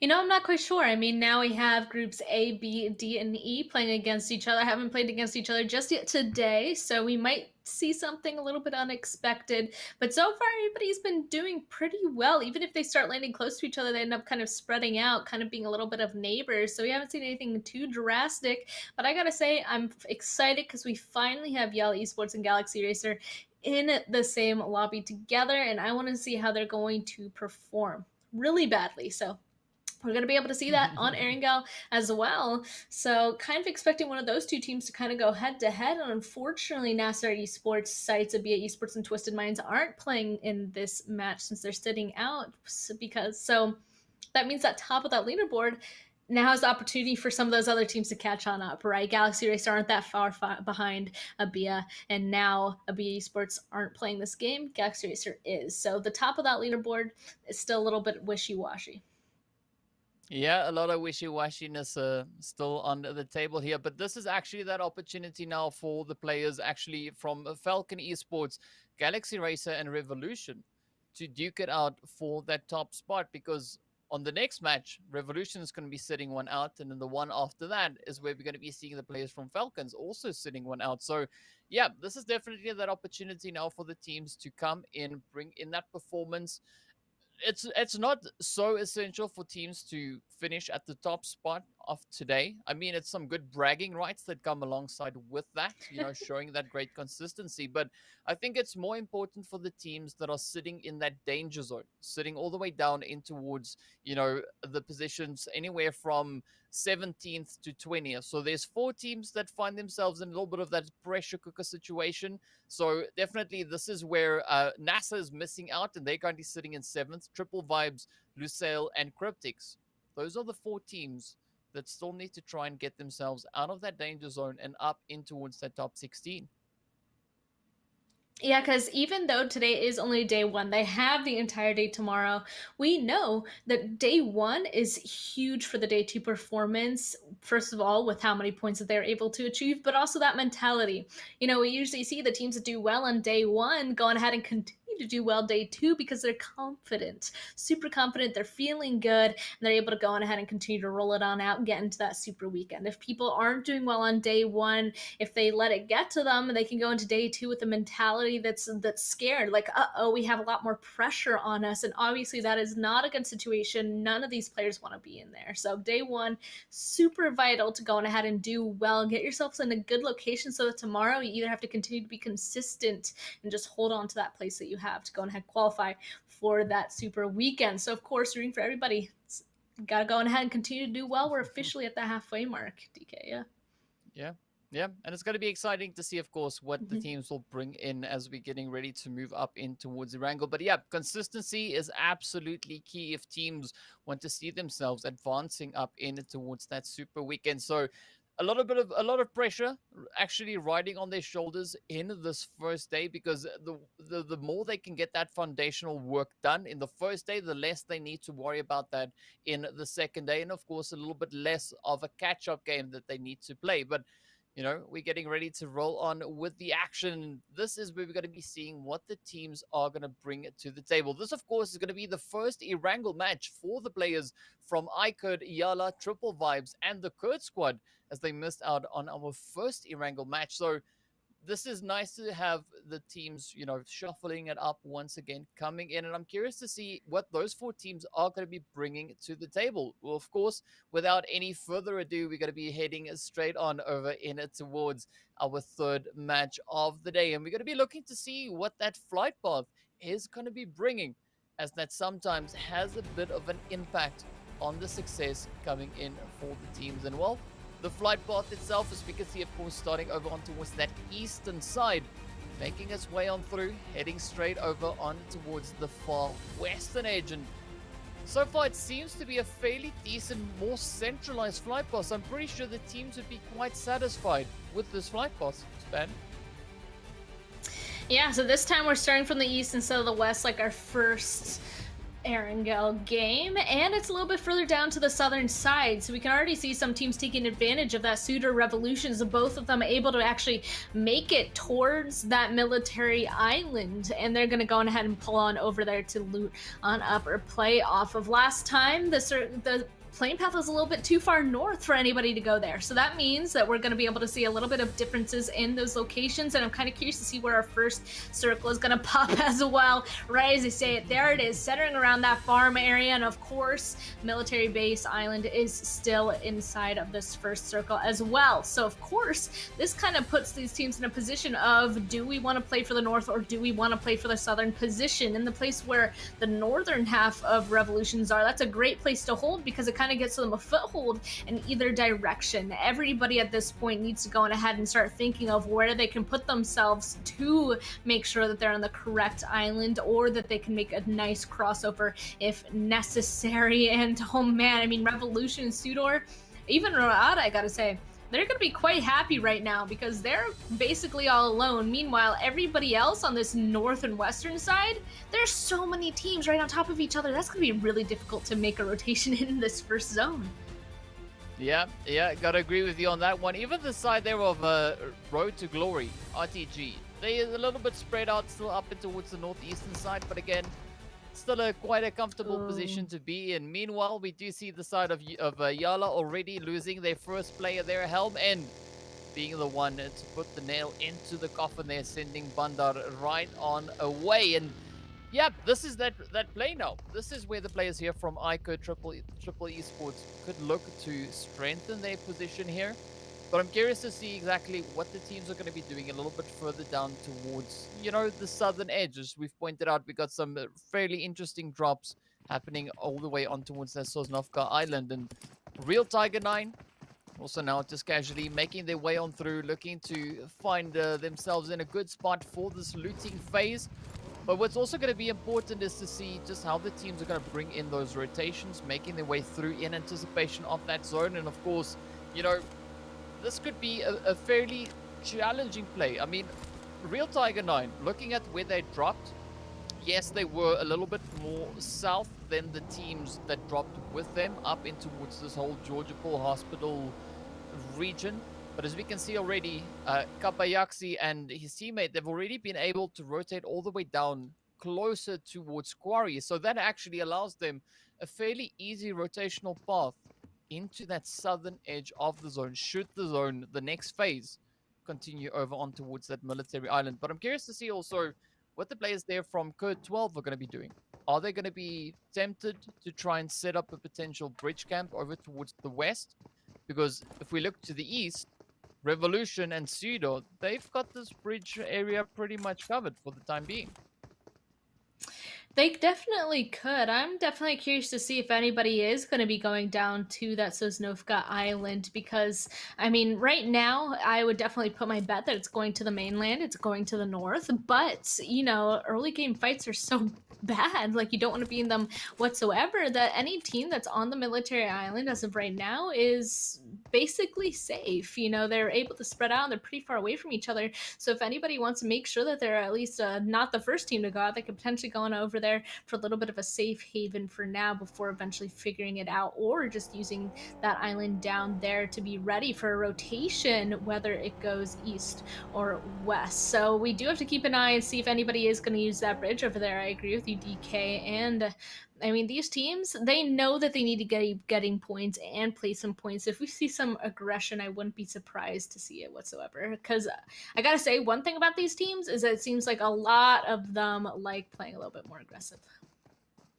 Yeah, we've seen actually quite a bit of aggression coming in the previous season as well. And, you know, so far the team's just trying to get themselves all set up and ready to roll with the punches as these next few phases will slowly start making their way on in. The players here, of course, from iKURD, YaLLa Esports, taking occupation of the water town or the sunken city or whichever name you want to go by for it, but also exploring the region. In fact, looking to rotate out a slight tad bit, but we saw a very similar kind of approach coming in there from the players, of course, of the Cryptics. They are just a little bit further over towards that eastern side, but Marshall comes running into the auditorium as SK just welcomes him in, you know, just schooling him a little bit there, showing him the presentation, you know, going through the standard stuff as one does in school.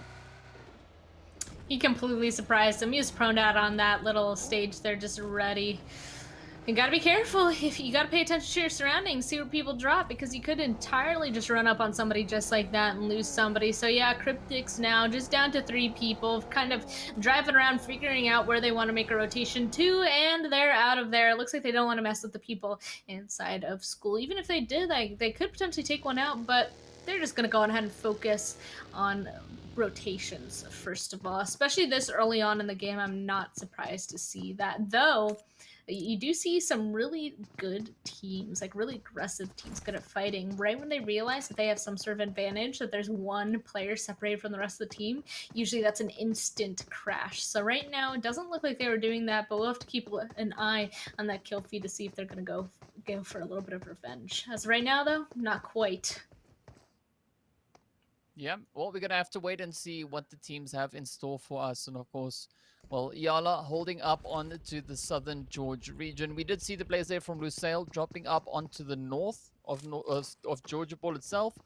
But they also had the team here from Fate sharing this drop spot with them. And it seems like Fate could have potentially already rotated out, you know, heading elsewhere, looking to position themselves a little bit closer to the edge of that zone. Meanwhile, YaLLa getting enveloped by the blue as they get ready to roll on through. And yeah, I mean, moving up along this western coastline could actually be a little bit of a safer rotation into the zone. So I'm curious to see whether or not they're going to stick to the west or just potentially try and crash in from any which region they can. And of course, looking over in towards Jasnaya Falcons, they've dropped in here. They've been pretty comfortable as they haven't been contested whatsoever. But we had the players there from KURD squad actually dropping a little bit further over on towards the eastern side as well. So could have a few interesting potential rotations come through. Meanwhile, Fate, they are going to be pushing up on Vibe. As we can see, Mr. Ramon, completely isolated. And again, the hits come through. And you've pointed this out before. The teams are so adapted to striking while the opportunity still presents itself, really moving in on those isolated players. And I mean, that could potentially be quite detrimental for the team who loses that player, as they essentially lose a scout. Exactly. I mean, right when you lose that one person, especially two people, right when you go down to half the team or even one team, like your entire gameplay just entirely changes. Like every single person, I've been asked before if you have any advice, what is your advice? And my one bit of advice I think is most important than all of it is preserve your teammates' life. It is so important to keep as many people alive as possible. And taking a look at this next zone shift, still deciding to center around farm. Once again, we have this western side super congested. They're gonna have to be careful on these rotations, and if they have the ability to, they might be taking some fights instead of just sending it straight through. So keep an eye on that. As of right now, I'm kind of curious to see who's going to be taking that central location right now. It looks like Galaxy Racer and another team right beside them is just sending for it as of right now at the same time. Yeah, and we know, the position is going to be crucial. But, I mean, looking at where the players there, of course, from the Cryptics have positioned themselves, could be quite a favorable spot for them to play, as it is very centralized in that zone. But meanwhile, Lusail going to try and pick off a quick few hits over on towards YaLLa, as YaLLa is trying to find that rotation into the zone. Salam coming in with a few hits, unfortunately not being able to cause enough damage really to the side of YaLLa. So they've got some easy rotations rather back up in towards the zone. Lusail also now turning their attention on that positioning, getting a little bit closer, making their way forward. But already we have a nice bit of a congestion now happening over towards that eastern bridge, as we saw the players from Galaxy Racer actually taking a nice little bit of a, or rather being a little bit proactive. We did see them rotate from Pachinki all the way down towards the cliff side, and now just sticking to that rotation, making their way into a more centralized position. So it's going to be interesting to see just how that position is going to play in their favor, and whether they'll be able to capitalize on that and bring back yet another banger of a match, as we saw in that first game. But of course, the western side has several teams still looking to push on in. Triple iKURD here alongside Lusail. Yeah, it's going to be a little bit of a challenge. School could start being quite a bit of a contested spot over on towards this western edge of zone. Definitely, especially because it looks like iKURD Triple ended up stopping here. One of them kind of peeking on over, looking towards Lusail. I mean, they realize the positioning that they have on each other, right? Like, KURD obviously wants to be a little bit sneaky, push up on Lusail. Lusail, they have the height advantage, might get interested in trying to hold out iKURD at Triple, but right now they're kind of just both on equal territory. Honestly, if KURD gets a knock, the rest of his team might go on ahead and instantly start supporting them, and it looks like he's trying to go for those shots, but no. Unfortunately couldn't hit him. Now it's full on retreat time. I wouldn't want to be there anymore, but luckily Lusail still not concerned about them whatsoever. It's still a little bit too early that if they don't need to get in that fight, they're not going to take it. Ooh, not the same over here though. It looks like Rad is going to be able to pick up one kill already from somebody trying to make a rotation through that field. Yep, Ra'ad now just trying to get a position closer towards that eastern bridge. And SUDOR also now coming in with a great advance, rotating up from the south actually, as they made their way across successfully. But Revolution now moving in behind them. So both the teams we saw over on towards the southern island are getting into a beautiful engagement here. Oh, Saif getting taken right on down. Easy.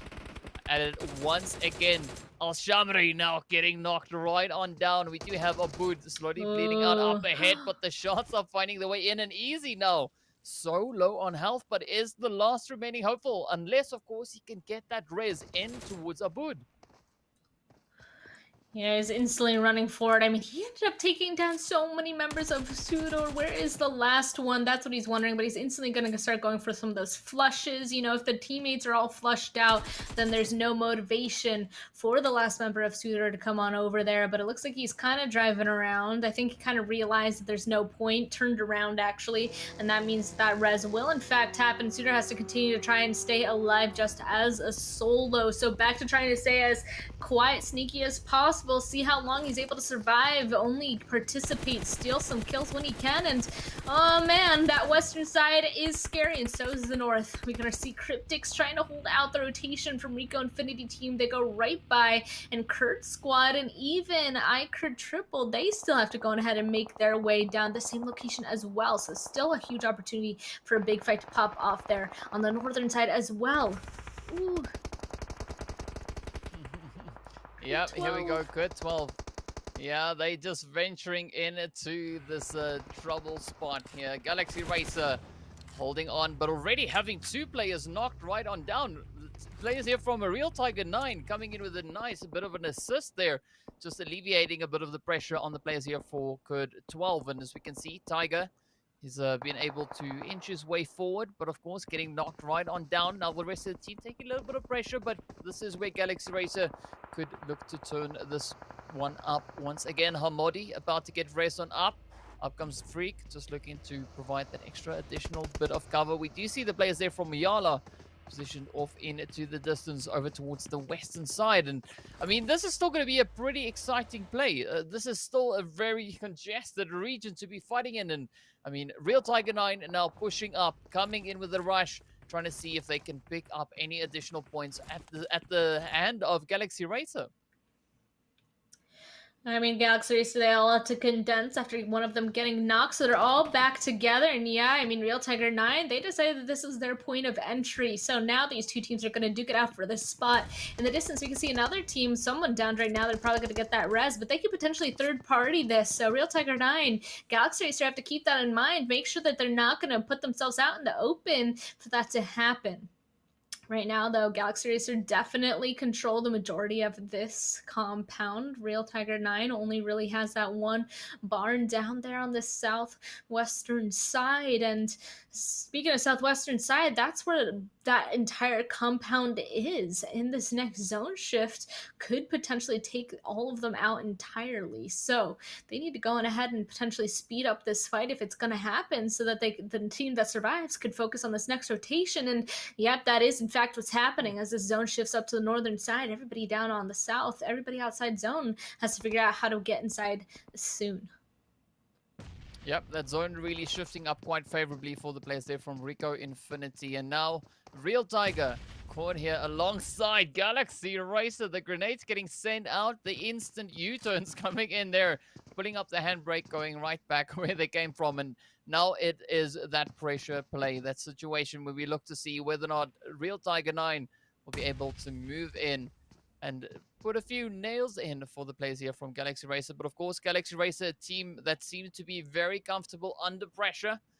MSTD now just playing on the outskirts here. Freak just patiently waiting up ahead. Hamodi and the rest of the squad there from Galaxy Racer also just positioned within their compounds, holding their ground.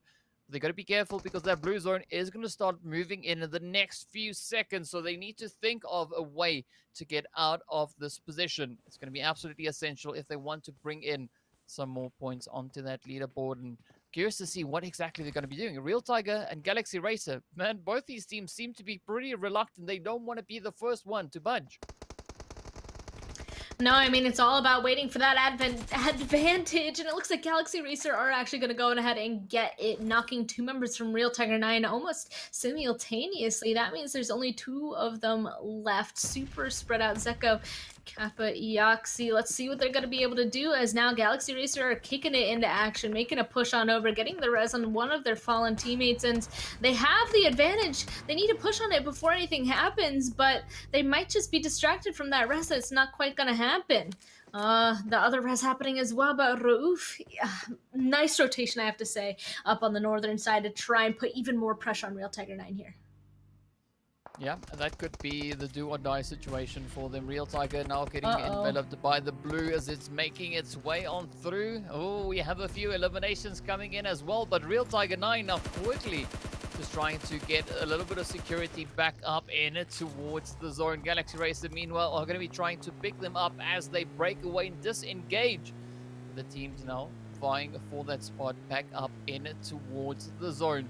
Pressure's on. Still 15 teams remain. Ra'ad right up ahead, sitting there waiting to welcome someone in it towards Milta. Meanwhile, we are going to be seeing the players here from YaLLa now looking to push on towards RTG. Road to Glory team just holding up on top of the hill. It could be quite the favorable spot to be in, but they got to be so careful. Ra'ad just off in the distance over to the south. YaLLa now looking to find their way up. Falcons moving into the vicinity as well. The pressure is definitely on. And this is what's going to be making for a very, very exciting match. Of course, the hits finding its way through. The grenade still getting cooked up. Send on in. Messi not picking up any damage in the process, but the players here from the Falcons are going to be looking to turn their attention towards Galaxy Racers. Galaxy Racers pushing into zone, potentially going to be moving into center zone, but of course, well, we'll have to wait and see exactly where they go. We do have the players here from Triple Vibes also just holding up outside of the Falcons. Galaxy Racer now looking to see if they can find a good spot, just missing the edge of zone, but the shots come through. Triple Vibes, this is the play for them. Will they be able to get those hits? And Raouf getting picked up, and now Hamadi just up ahead. They're playing in this little bowl on this mountain that is a playable area, but even seeing this next zone shift, it's not an ideal situation or spot anymore. And even more so, everybody on the west has to push towards them once again. The only thing that this spot could be good for is if they decide to go ahead and take advantage of it and start killing everybody else on the edge. So we'll see if Galaxy Racer is able to turn it around. Otherwise, it looks like KURD squad and Lusail, they're very happy in the spots that they have. Even Cryptics, honestly. It's everybody to the west and the south that now need to make a move, and Galaxy Racer still kind of being punished for their positioning here.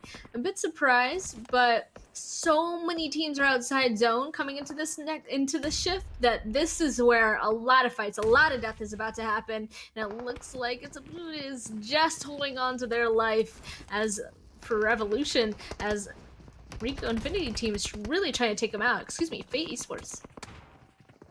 Ooh, but of course those shots firing off in towards Fate here, and now Reef trying to hold on. He's the last remaining hopeful for his team. Will he be able to get the shots done? Real Tiger 9 up ahead, but Zeko puts it down, and down he goes. Getting sent right on away. Oh, but here we go. Jigsaw trying to make his advance, but what a play. Beautiful sneak grenade coming in from behind. Lazy, of course, picking up that first grenade kill. Absolutely insane stuff. But the Papa Blue just swooping in, claiming the lives of so many of these players. And man, it is going to be such a tough play. Just looking especially over on towards the southeastern side of the zone. It is heavily congested. So many teams just holding up here. And Ra'ad being one of these teams alongside Road to Glory. But here we go, Delhub now looking to come in for that res, trying to get Munir back up into fighting for. Meanwhile, Road to Glory are going to be looking to apply the pressure. They want to get those shots in, and of course, Falcons themselves get eliminated. 10 teams remain as we get ready to move into our 6th phase. And it definitely looks like a couple more people are going to be taken out before this next zone closes. Oh, standing up Rad is doing a lot of damage to K12 over there.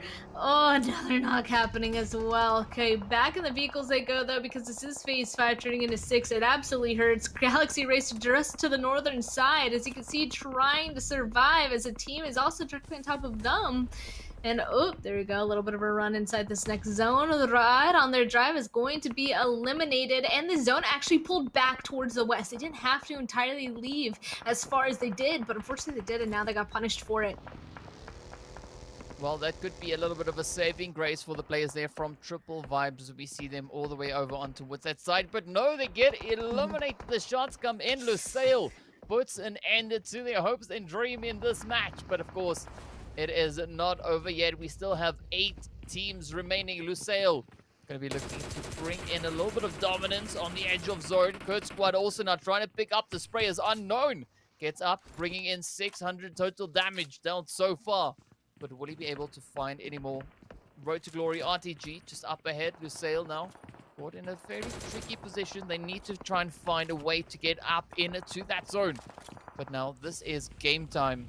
The zone is about to start closing on in. The teams are going to be forced to rotate into zone. Galaxy Racer actually getting eliminated as well. 7 now remain.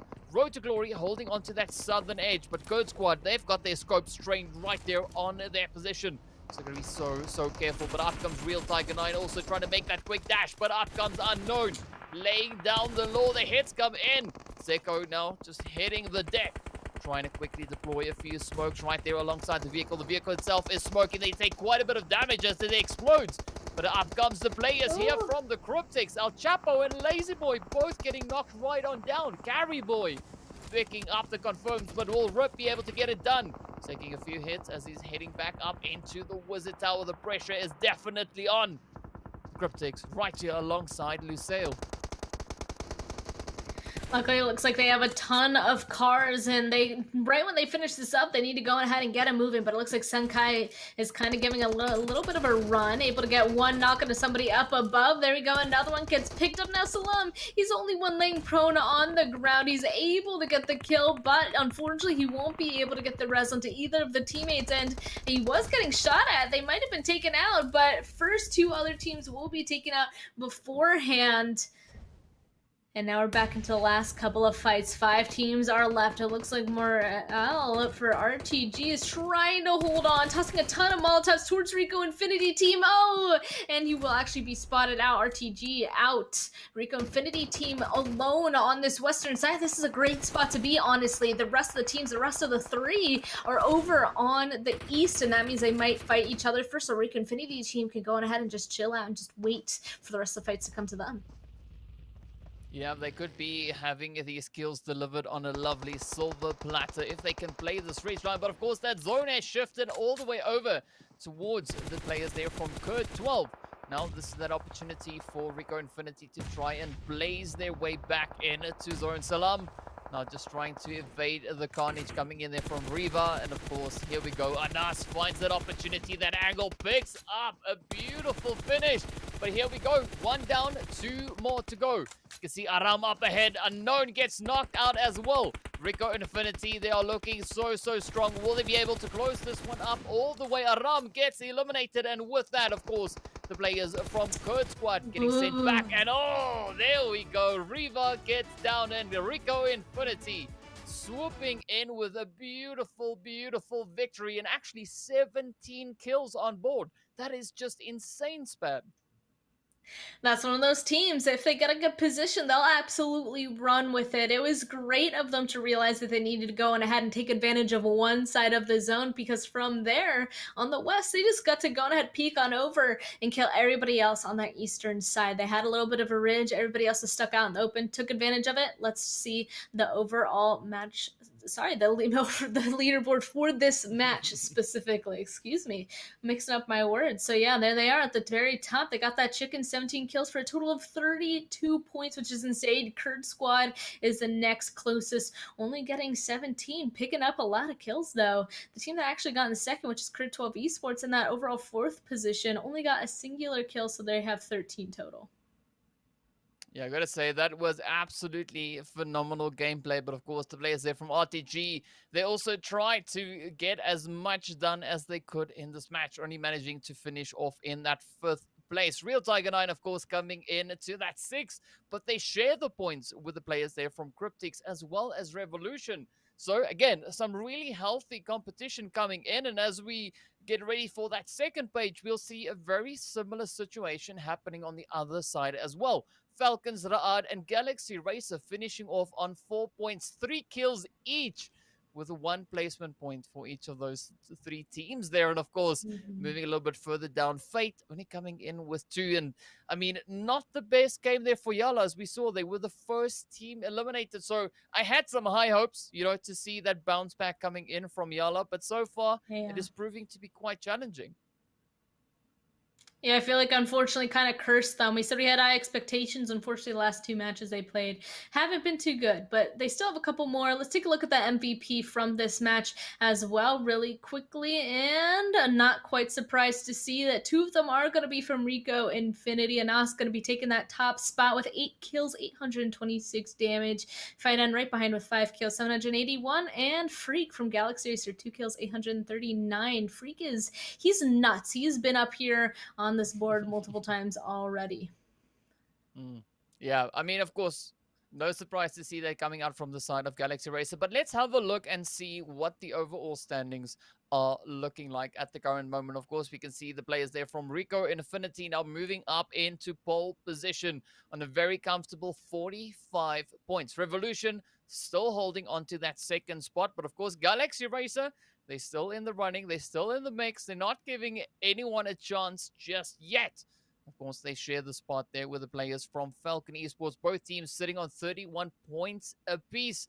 I gotta say, the competition's really starting to heat up as we do have our 3 matches already concluded, and all 3 of our winner chicken dinner winners. Wow, that was a lot of winners. But well, we have them all sitting up here in the top 5.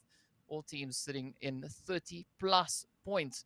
So, Span, I mean, so far it is looking pretty exciting, and we might have a bit of a change up when it comes to those teams moving through into Super Weekend. Yeah, I mean, we keep saying just one game can entirely change the leaderboard, though. We've seen a different team take that top spot every single time, though. So, honestly, any of these teams, especially on this side of the board, could go on ahead and get one really great game and launch themselves into that qualifying position. So they just need to go on ahead and find it. Of course, this next game not going to have Group B. The next one not going to have Group A. At least they have tomorrow if they don't go on ahead and get that good game today. So there we go, all the way down to 16th place. This is where these teams want to be able to qualify for that Super Weekend. So FaZe Esports is just on the edge there, holding on with Cryptics. It's really the next 4 teams that are going to appear that are kind of in the hot seat. They need to go on ahead and do well. That's YaLLa, Twisted Minds, Triple Vibes, and NASR Esports. I already said it, a couple of them still have 2 games left to go on ahead and bring it back, but all of those games are going to matter. We already said, go ahead and set yourselves up for success after day 1 so that tomorrow it's not going to be as difficult of a climb. Yeah, it's definitely quite surprising to see the likes of YaLLa and NASR sitting in that bottom, you know, between sitting in the bottom spot. Wow, I don't know what I was trying to say there, but finding themselves in 17th and 20th position, and also surprisingly Fate sitting all the way in 16th. So in the coming few matches, this is where we're going to be looking at the teams, especially from iKURD Triple Esports, that is in 14th place, all the way down to 20th.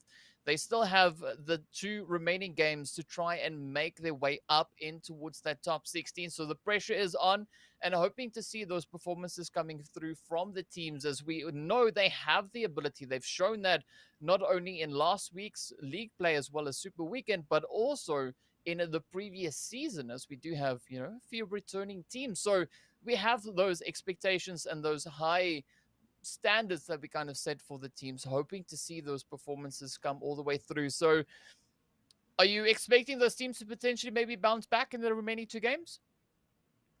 I kind of would expect it. Yeah, some teams I'm a little bit surprised about, like you said, from previous seasons, from previous tournaments even, that have grown so much. So to see them back in this spot, I'm a little bit surprised. So hopefully they're able to figure it out, come back to these last 2 games, or at least come back tomorrow. And as we already said, we have a couple games left. Let's go on ahead and jump into a very short break before getting to them. So we will be back very shortly. See y'all soon.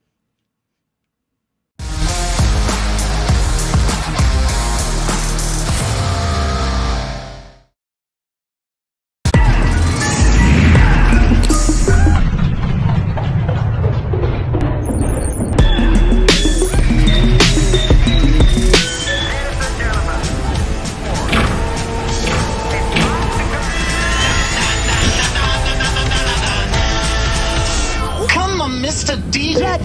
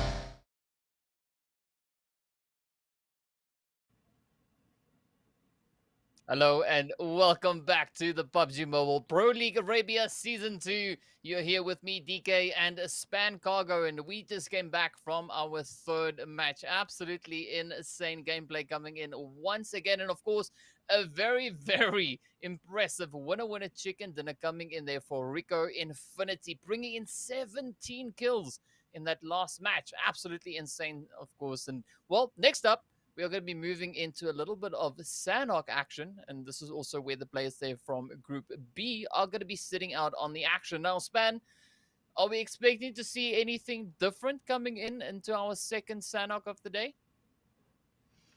Well, we do have a couple of different teams coming into this one. You know, another swap out of some groups. So I'm curious to see how some of these teams are now going to interact inside of it. We know that Group D unfortunately didn't get to play the first Sanhok, so now they're going to be in this second one. So I'm kind of curious to see how those teams are going to be able to perform, because that group contains some teams that we know as super aggressive, and Sanhok is the map to be aggressive. So I want to see if there's really going to be like a complete and total domination of Sanhok now that we have one of those really aggressive teams in there, or if it's still going to depend on how the game goes on ahead and proceeds, where the first circle is going to go, and all the rotations that happen. Because, you know, sometimes there's that dominating team, sometimes it's just down to what happens in the game.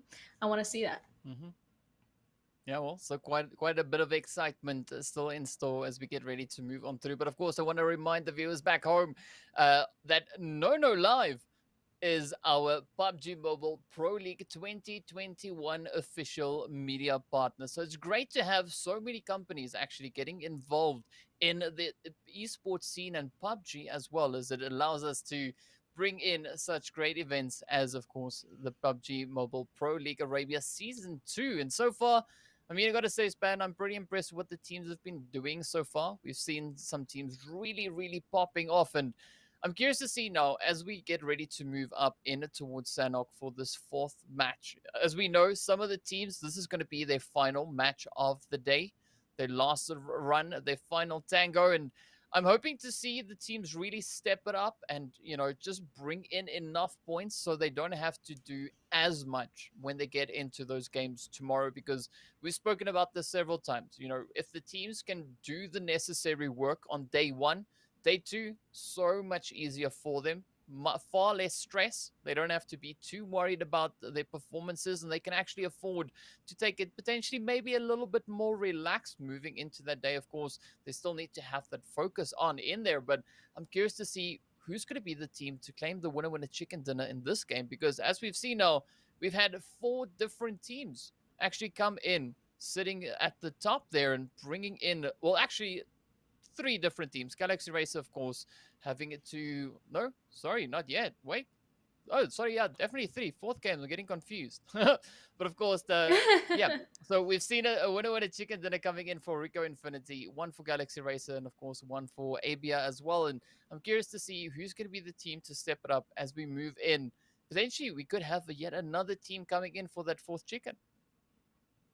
There's a huge potential, and you're right. We're trying to see who's going to go on ahead and pad themselves for tomorrow, because honestly, when you think about it, right, like this league play, all you have to do is achieve that top 16 placements, right? So like if you're definitely safe by the end of day 1 and you just have to continue to play like just a little bit consistent for day 2, that could give you an opportunity to kind of feel out the rest of the lobby, going ahead and try some things a little bit differently to prepare yourself for that super weekend with the people that you're playing against, right? While the super weekend, that's where you really need to do well every single game. So it's different there. Super weekend, you definitely have to do well the entire time. For this and the league play, you obviously still have to do well. You have to get in the top 16 to even qualify, but you can kind of take it more as an opportunity for that learning experience that is oh so important to the rest of this entire league. So coming in to finish off today, yeah, we'll see if it's going to be a new team, a different team, or the same team. But the entire time, all the teams need to be learning to get ready for that super weekend. Yeah, and of course, going into Super Weekend, that mind shift is going to be essential. You know, because those games, they matter so much more, as it determines who gets to move up in towards those finals. And that, of course, is the qualifying stages to get into finals. Only the top 16 teams will be moving on. So there is some pretty high stakes, of course, up for grabs here, or rather on the table, as the teams are getting ready to move in to our fourth match. And as we've said so many times before, it is going to be over on towards Sanhok. So here we go, jumping straight on into it. And now, again, flight path over here coming in from that southwestern side doesn't matter all too much. What's going to be more important is where that first initial zone is going to be forming, and of course, what the teams are going to be doing with that information. As we can see, flight path ending all the way over up towards Camp Bravo. So I'm curious to see whether or not the teams are going to go for their standard drop locations, going into what we kind of know them to frequent, or are they going to try and potentially change it up just to bring in something different to the board? We'll just have to wait and see. What we definitely know right now is everybody's spreading out as per usual. Sanhok's small enough where everything can be reached, and luckily it looks like our circle is going to be different for our first Sanhok game today. Instead of going to the south, it's going to go towards the north, still a little bit further over towards that western side, but still has a lot of the mainland inside of it. So this is kind of where the hard decision has to be made. What island do you think this game is going to end at? At this point, I don't think it's going to be that southwestern one, but it still could be that northwest or the entire mainland of Sanhok. So still got to be careful choosing the locations that they're going to want to play at, and of course, got to be careful on every move they take, because there could be a team right around the corner. We can already see some teams right next to each other, one of them being Falcon and Real Tiger 9. Ooh, got to be careful. Both these teams are depending on it, but unfortunately Never Alone didn't even have a gun, so that is a nice pickup coming through from Kapayaxi. Yeah, Never Alone, he should have known that he is never alone, already having a little bit of a company as he drops right on down. And I'm curious to see though what the teams from Group D are going to do here. I mean, this of course is their first Sanhok match, you know, Galaxy Racer, Fate, as well as KURD 12 and Cryptics. This is their first round, their first bash for the day, rather, on Sanhok. So curious to see what they're going to have in store for us. Of course, Twisted Minds and the players here from YaLLa sharing the space up in towards Bootcamp. So curious to see what is going to come from this. Could we potentially see the players here from Twisted Minds actually look to clean it up? But we only see 2 of their players currently positioned here. Curious to see where the rest of the squad is, though. But I mean, pressure is on, because YaLLa, they've moved in full squad. They are ready to roll with the punches.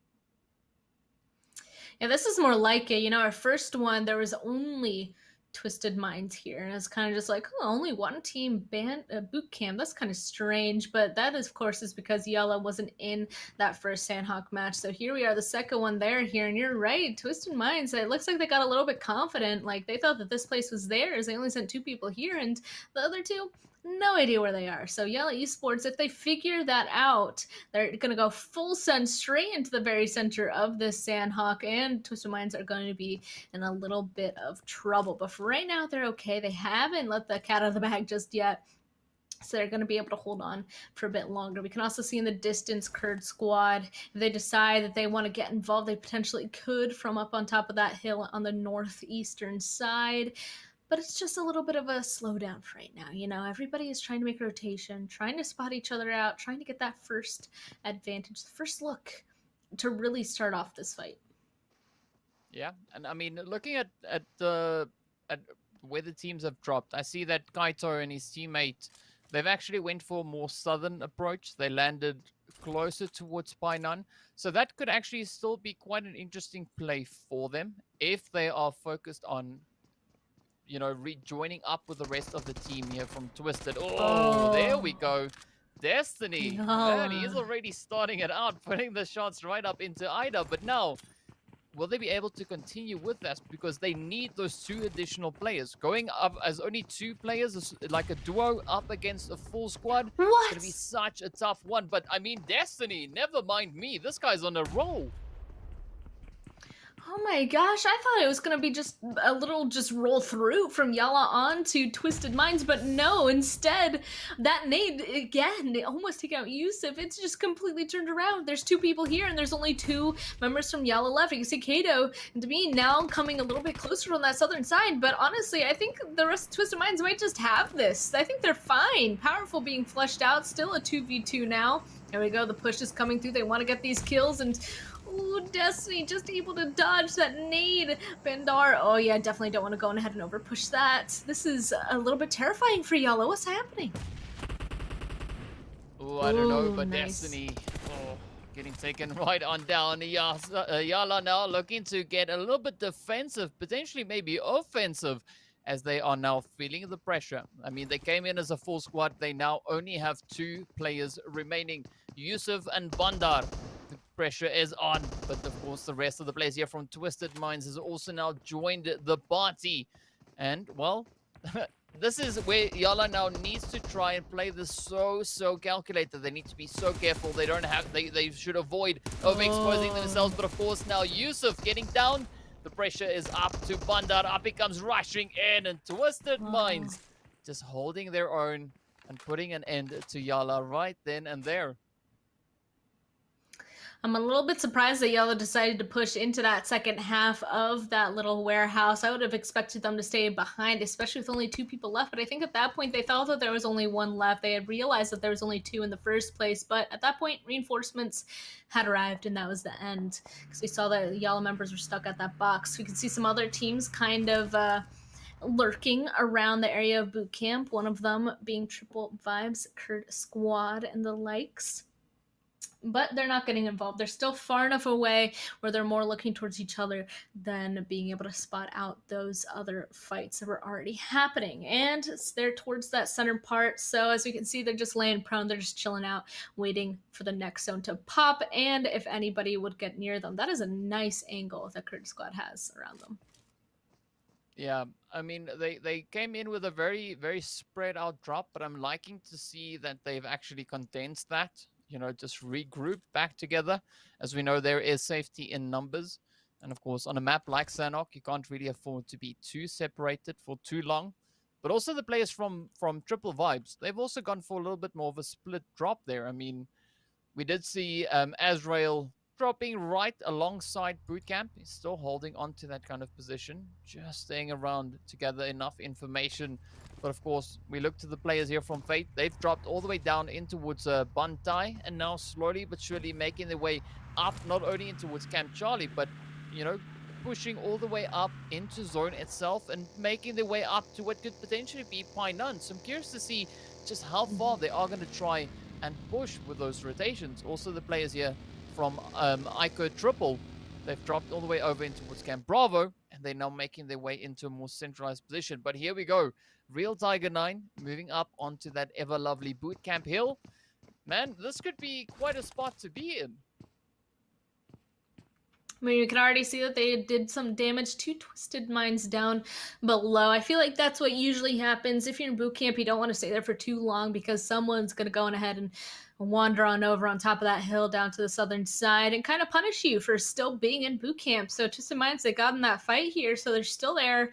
And Real Tiger 9 is going to take advantage of that. Now Twisted Minds kind of stuck. The only way that they could get out of here is if they go north. So if they're trying to go south, can't do that anymore. So we'll see if they're going to be able to escape or if any push would come through shortly. Of course, the rest of the hills around them are already occupied. And at some point soon, we should start seeing some squads running into each other because there's only so much space getting inside of this first circle on Sanhok that, yeah, we can see some people right next to each other and a couple teams still not even inside this zone. So definitely have to continue to keep an eye out. But of course, not too bad of early fighting, I gotta say, DK. I think everybody's kind of realizing the importance now coming into these last 2 games that they need to stay alive, get those placement points. And with staying alive and getting placement points, obviously gets you some kills too. You're staying alive longer to finish off those end fights.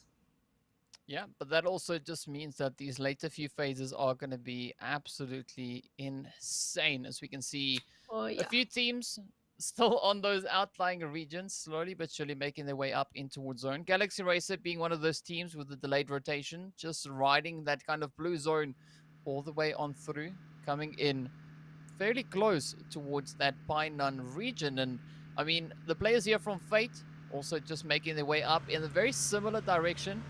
Team there from ABIAH just up ahead.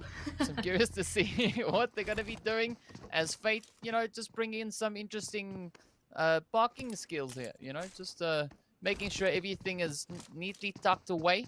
Of course, right up ahead of them, we do see the players there from NASR. So yeah, I mean, you gotta do a smash landing at some point. You know, that's kind of just how it goes. If you're not crashing into a compound to rush it, you know, just crashing in for a little bit of safety then.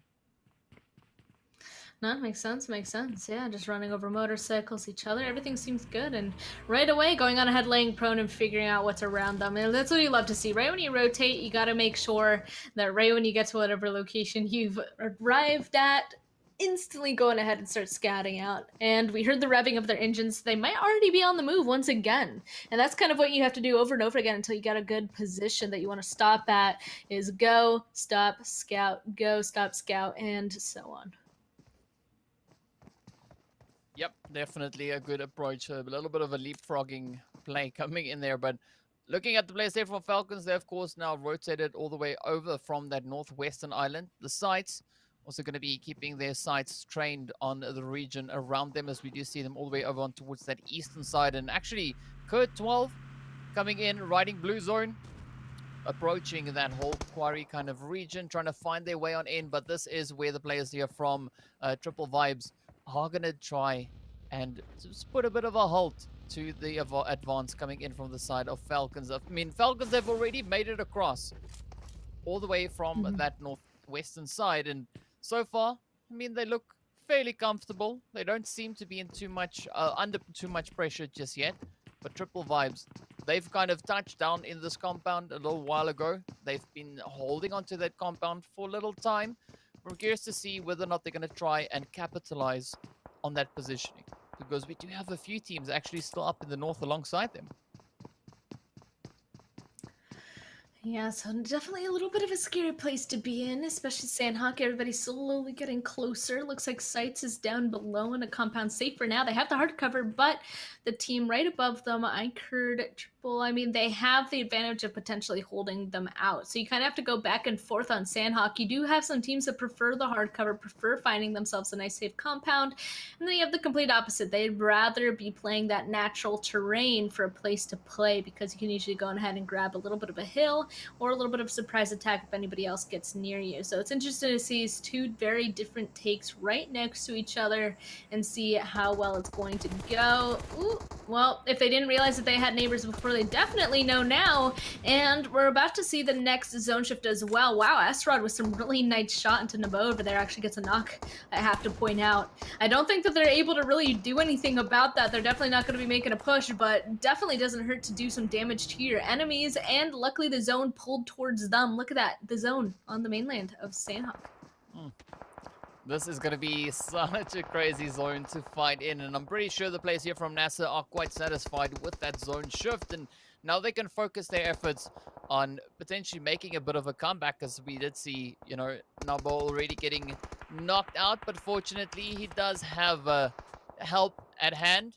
Helm End also now getting knocked out, and actually 2 knocks flying straight in the direction there of the players from iKURD. But now Kalaga quickly trying to get up to Helm End to get that raise back in. And I mean, the players there from KURD squad also just holding on the side. SCYTES also just there in the mix. We could see a few third parties coming straight on through, and Helm End and Crazy now just up ahead. But look at that position. I mean, SCYTES, they could really cause quite a bit of damage. All they have to do is rotate a little bit up to the northern side and get on top of the hill. Estrad nowhere near the rest of his 2 fallen teammates, so if they wanted to make a move, it would be now. It looks like they're deciding to take it a little bit slow, though. I mean, they have a good compound. What's the point of leaving it entirely if you think that that's going to be a compound that you need to keep for this next zone? So I think that's why they're kind of taking a little bit longer. KURD squad also decided not to make a push on that either because of that. So honestly, I mean, iKURD triple, they might be able to go on ahead and recover, actually, since nobody seemingly wants to take that big fight. And oh man, Bompa just entirely sneak attacked Lusail Salam right there. Prony at that rock takes one down. The rest of Lusail instantly pushing into action, but it looks like it's just to Wanted trying to get an angle onto him. Oh, it's going to be a tough play. Bombard now just is. getting hit as the Wanted comes in with a beautiful spray. Quickly repositioning up onto the high ground, but now they need to focus on getting back up into that zone. It is the third phase. The damage is incrementally higher. But now, of course, Wanted. He wanted to get the first, puts out the molly. That's how we do it, you know, just send him up in flames, but he gets himself lit on fire, getting a little bit too overconfident. But of course, manages to evade the most of the damage there. But well played to Lusail, finding a few points on board. Galaxy Racer, of course, now setting themselves up over on towards the southwestern side, keeping a very watchful eye. Just on the outskirts there of Painan, we can see the players from ABIAH just holding strong, bringing in a bit of a gatekeep. But unfortunately, they don't have anyone really rotating up from that southwestern side. But it's going to be interesting to see what ABIAH is going to be doing, because they've got Real Tiger 9 just north of them. Of course, the players there from Twisted Mind still holding strong in towards Bootcamp. And now as this next zone is making its way on in, we'll be seeing which teams find themselves in a favorable position for the time being. And I mean, it could swing either which way. And of course, it centers up out in the open. NASR, as well as Fate, and also the players there actually from KURD squad, not too badly set up within the zone, but Galaxy Racer now rotating up into the compounds on the edge. And this is now where ABIAH needs to find that path back up into zone. I was actually just thinking, ABIAH, if they just continued along that road, they might have been able to get to that compound first. But right when that zone popped, Galaxy Racer were instantly in their vehicles and made that rotation. Like, they were clearly up there scouting. They realized that that compound was free for them to take. They waited for that zone to pop and instantly moved on over. So ABIAH kind of missing that opportunity. Unfortunately, now has to fight their way in because they're getting shot at by Real Tiger 9 on the north, and that compound is no longer free. So Galaxy Racer will be able to hold them out. And honestly, there's nowhere safe for ABIAH to go. They got to figure it out, unless they make some sort of a huge rotation down to the southern side and make it in towards Quarry. But they'd have to go already, because the zone is already moving. Yeah, I mean, the pressure is definitely on. And even looking over on towards this eastern side, this is now where the players from sides are looking to make their path up into zone a little bit easier, as they do have the players here from iKURD just positioned ahead of them, triple iKURD. And I mean, it could still be a pretty risky play, as iKURD triple, they have the advantage. They have the back of zone right in front of them. They only need to focus what's ahead of them. And as you can see already, the shots flying straight up into Phobia as he gets downed. And now it is up to Ghost, Abood, and of course Razor to try and push on through and make a bit of a comeback here for SCYTES. But man, it is going to be so difficult. We also have the players there from NASR positioned right behind it, but the shots coming through once again. SCYTES now coming under fire. Will they be able to sneak into the zone in one piece? Oh man. NASR, just some sneaky, cheeky shots. Not looking good. ABIAH Esports out. A couple teams out. Fate now stuck inside of the compound. Triple Vibes wants to do the damage to hold them out, get these couple kills. But Fate, I said it, they were popping off in the last tournament I watched them in. It's been kind of lackluster for them so far. So I want to see them come back, bring it back, because they're usually a super aggressive team that can absolutely succeed at any fight they take. And right now I feel like they've kind of been getting bullied. Right now getting bullied by Triple Vibes. So we'll see how they get out of there. Meanwhile, Cryptics, they're zooming on in. We got K12 right below them and NASR right above them. Not a good space to be, especially with that zone hard shifting all the way over to the western side. They have a long way to go, and first they have to clean up this fight. Yep. They definitely have to. Lazy Boy getting down right there. Now Batika and the rest of NASR just going to look to put up that defensive line. Cryptics facing quite a bit of a challenge here. Senke and El Chapo, gonna try and play this as best they can, but up comes Hassan and Batika just running through the explosions, and Senke now being the last remaining hopeful, but he too gets downed. NASR sending them backing right back up into the lobby. And of course, now RICO Infinity also coming under fire as the players here from KURD Squad swoop in with a nice assist coming in from Galaxy Racer. Of course, 11 teams now remain, 36 players still left. SCYTES trying to make a quick dash up into zone. The shots finding their way on through, and now Real Tiger 9 also coming under fire as Galaxy Racer are looking to push even harder back into zone. Absolutely insane. They know that this is their point of entry, so they want to get up on top of that hill. Real Tiger 9 needs to be taken out, and Galaxy Racer, they're making the moves to do so. There we go, a nice crash onto that compound, able to get one, only one more on this western side of the road, but there we go, even ramp goes down too, so it's just one left inside of this compound. Galaxy Racer already went on ahead and crashed onto that side, so this is the perfect opportunity for them to be aggressive. All of them still alive. Let's see what Zeko is going to be able to do here, tossing out some nades, but it's honestly not looking too good. This next zone also going to pop. It has this very edge of this compound and 555's compound in, but everywhere else completely out in the open. It's just kill time all around. iKURD Esports goes down. 8 teams are left. Another one's going to go right after Real Tiger 9, and more fighting is happening later over here all the way to the eastern side as well. Oh, and here we go. NASR up ahead, the final remaining hopeful. But Tika quickly strapping up a few of those meds. K12 right here alongside him. He knows what the situation is. He knows it is game time and they need to try and secure a decent play. But of course, we can see the players here from K12 also have a few of their own players still positioned outside in that blue zone. So got to be so careful. If he moves too much, he will get spotted and those shots will find their way straight up towards him. But now the rush coming in. He's trying to make a quick dash for it. Takes a little bit of damage.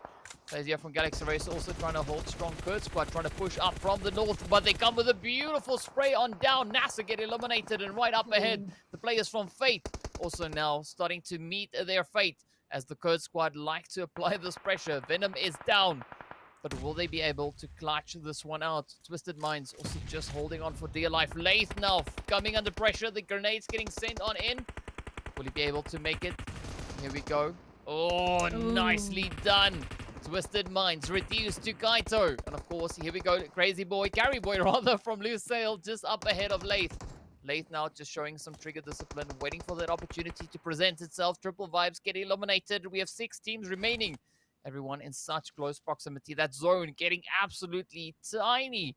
Of course, Galaxy Racer already positioned within. This is now where KURD 12 are going to be looking to make a bit of a play. Are they going to try and bring in something on the edge of that zone? The southern edge is on fire. The eastern edge is so crazy. But here we go. KURD Squad quickly trying to rotate on through. Lath gets up, puts the shots up into Aram. Oh, gets almost a knockdown, but actually, in fact, picks up the knock onto it. Unknown. Here we go. Aram looking to avenge his teammates. Finds it in. Down he goes, though. Galaxy Racer just lighting everything up.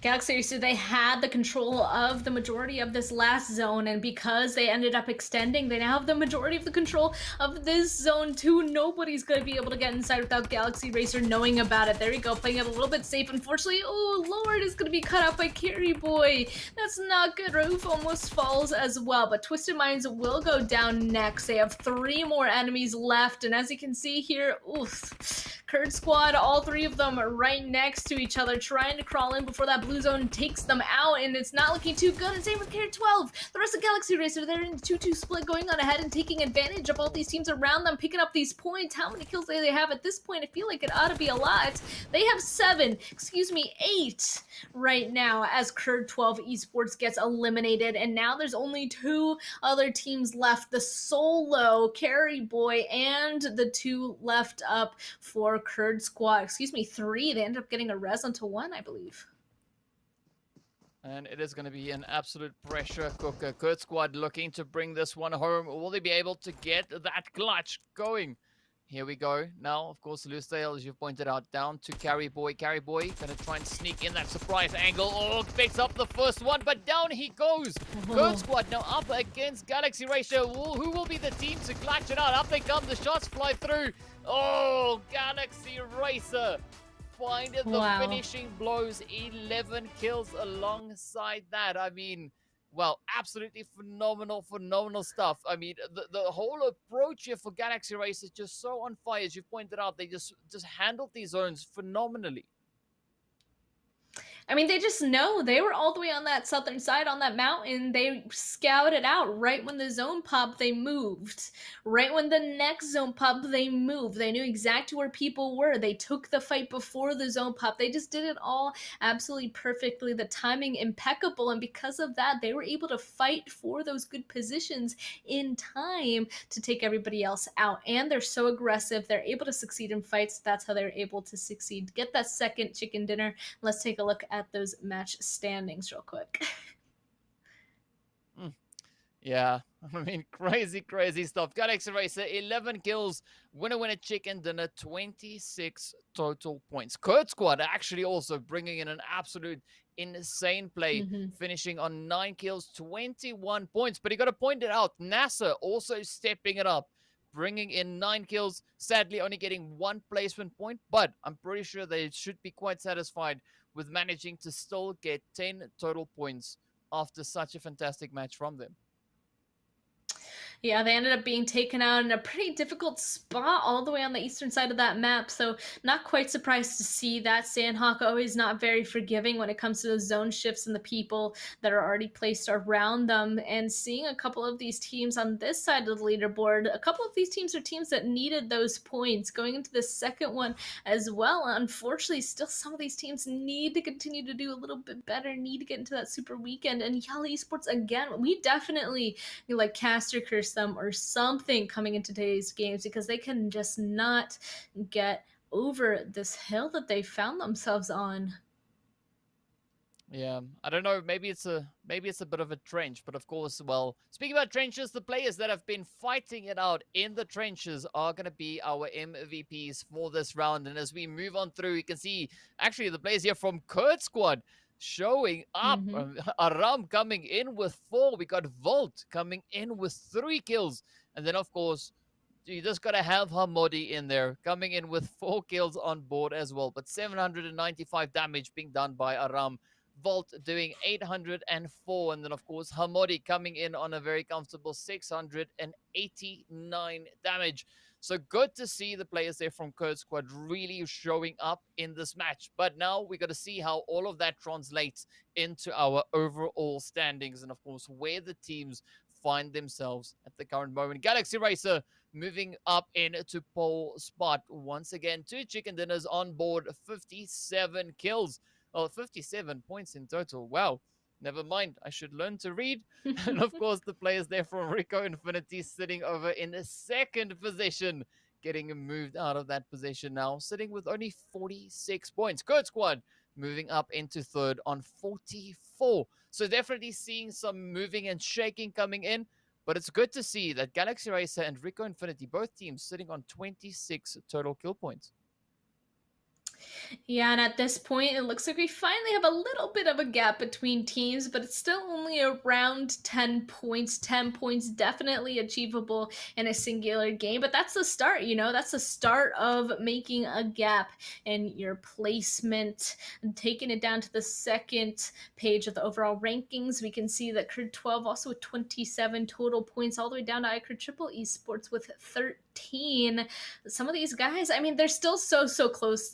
Still, they just need one good game to get into the top 16, because they want to be in the top 16 by the end of tomorrow's games to make it into that super weekend. And at least these guys are already here. We're specifically, I'm going to say it again, looking at Raad, SUDOR, SCYTES, and Revolution, because they weren't in the last super weekend. We can already see 2 of them right here, and I'm getting kind of worried though, because I don't know if I saw at least one of the other ones as we move into this last page.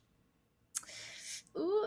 And we actually seem to be safe, right? So it looks like all of the teams that didn't make it last time are currently in the top 16 for right now. Instead, it's NASR, Triple Vibes, Cryptics, and YaLLa Esports that aren't looking too hot, and that's pretty surprising. Yeah, it is quite surprising. But of course, you know, we've seen one team especially that was not in the Super Weekend, really stepping it up so far in the league play. And of course, that is the side of Revolution. Absolutely phenomenal gameplay, and they've so far been able to secure a fairly decent spot all the way up into 4th place. So it's going to be exciting to see what this final match will have in store. But before we get into that, we are going to be jumping into a quick break. So we'll see you guys right back after.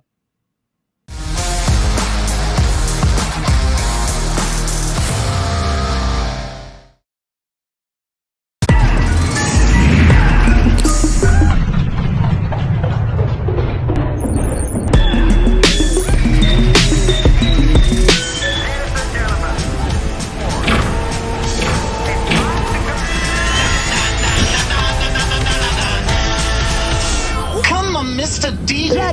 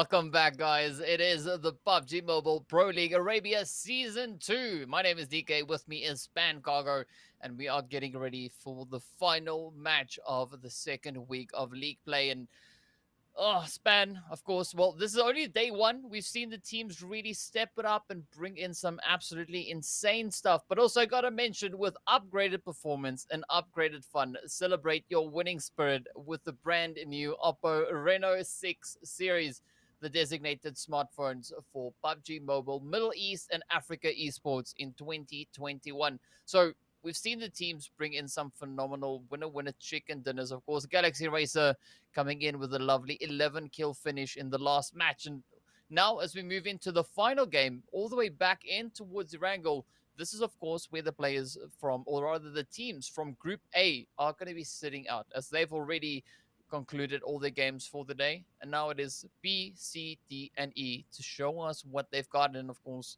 show us what those standings are going to look like at the end of the day. So moving into this match, are you expecting any particular team to pop off once again? Well, you said Group A is not going to be there, so that means RICO Infinity Team, Real Tiger 9, FalconsEsport, Runaway. They're not going to be in these matches, and that means, once again, we do have that opportunity for some of those other teams to really go ahead and shine.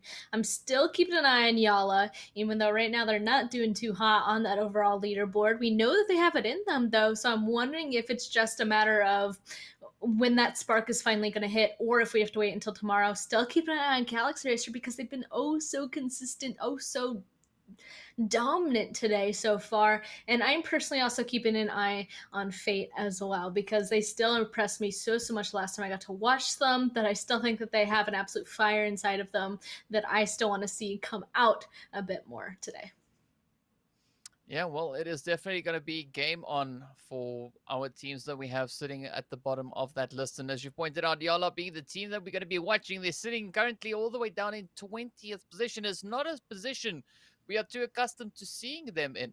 Also, the likes there of NASR, who we see currently up in 17th place. And, you know, we want to be surprised. We want to see those performances. And as you've said, you know, maybe we'll have to wait till tomorrow to see if they're going to ignite those fires, ignite those flames, and just bring in those performances we know them for. But I mean, looking at the top of the leaderboard, I am quite impressed with the performance coming in from the players there of Revolution. Some really fantastic gameplay that they've been showing throughout the matches here today. But also we got to look at how that eventually then translates into those super weekends. So definitely I think tomorrow is going to be the big decider on that. But yeah, so far, good performance coming in from Revolution. The players there from ABIAH as well as Lusail. Also, teams that we've seen come in through PMCOs as well as PMNCs, making their way all the way up in towards PMPL. I'm hoping to see a continuation of the efforts they've been putting in today. I know last week was a little bit tough, but of course already a great improvement coming into this week. And moving into this final match, this is where the teams can show us what they've got and what the points are going to be as we close out this final match of the day.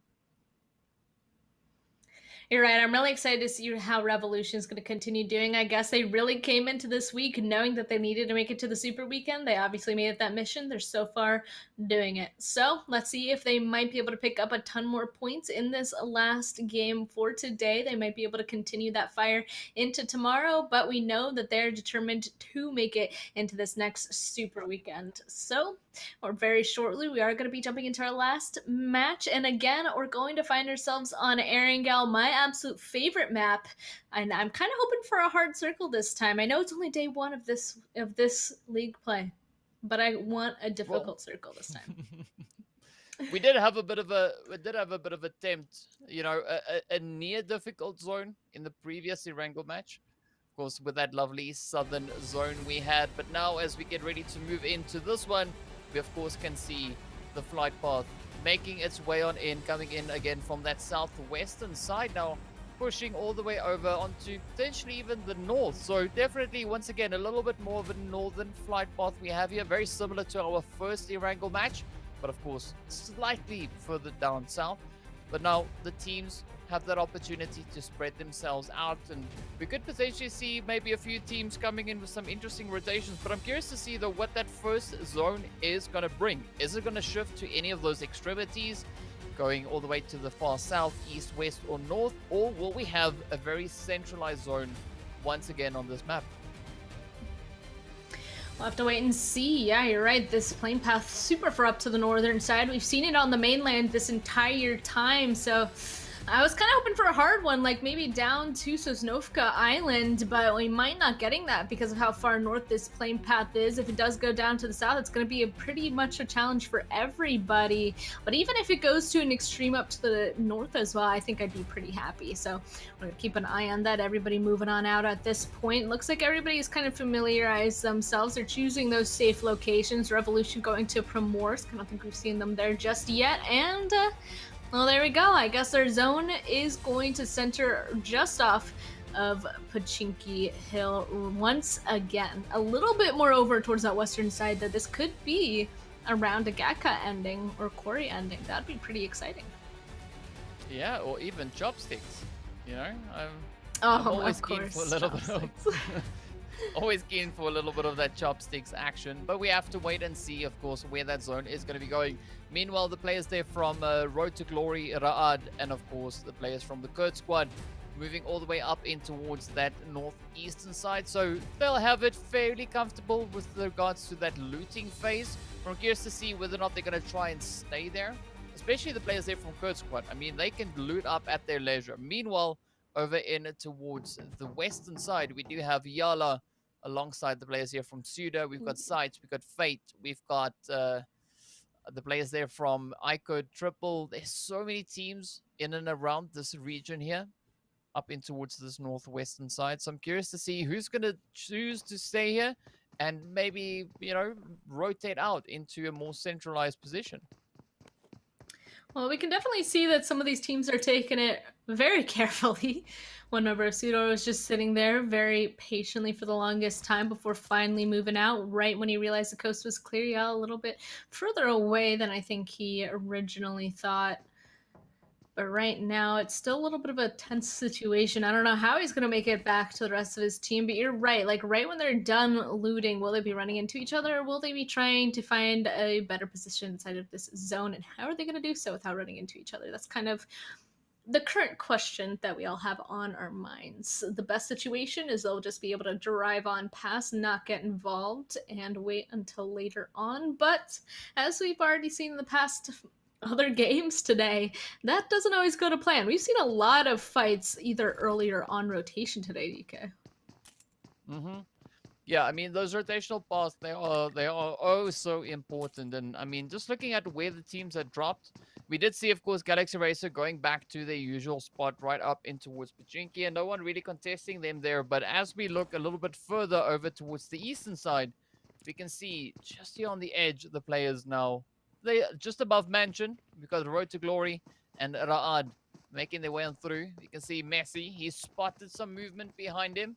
Now just frantically trying to catch up potentially to that vehicle. I think we're going to see him rotate out, and Ra'ad very cautious in their approach. They don't want to overexpose themselves just yet. They don't want to be one of those first teams to get sent back up into the lobby. So it's going to be a waiting game. They're going to have to just wait and see what the teams kind of bring and what they've got to offer. Of course, that rotation coming in as RTG is looking to disengage. And as we move over on towards the hospital side, we can see the players here from Fate also just looting up, very calculated, not doing anything out of the ordinary just yet. But of course, we do have that blue zone that is about to start closing in, and now we wait to see where the next phase is going to be going.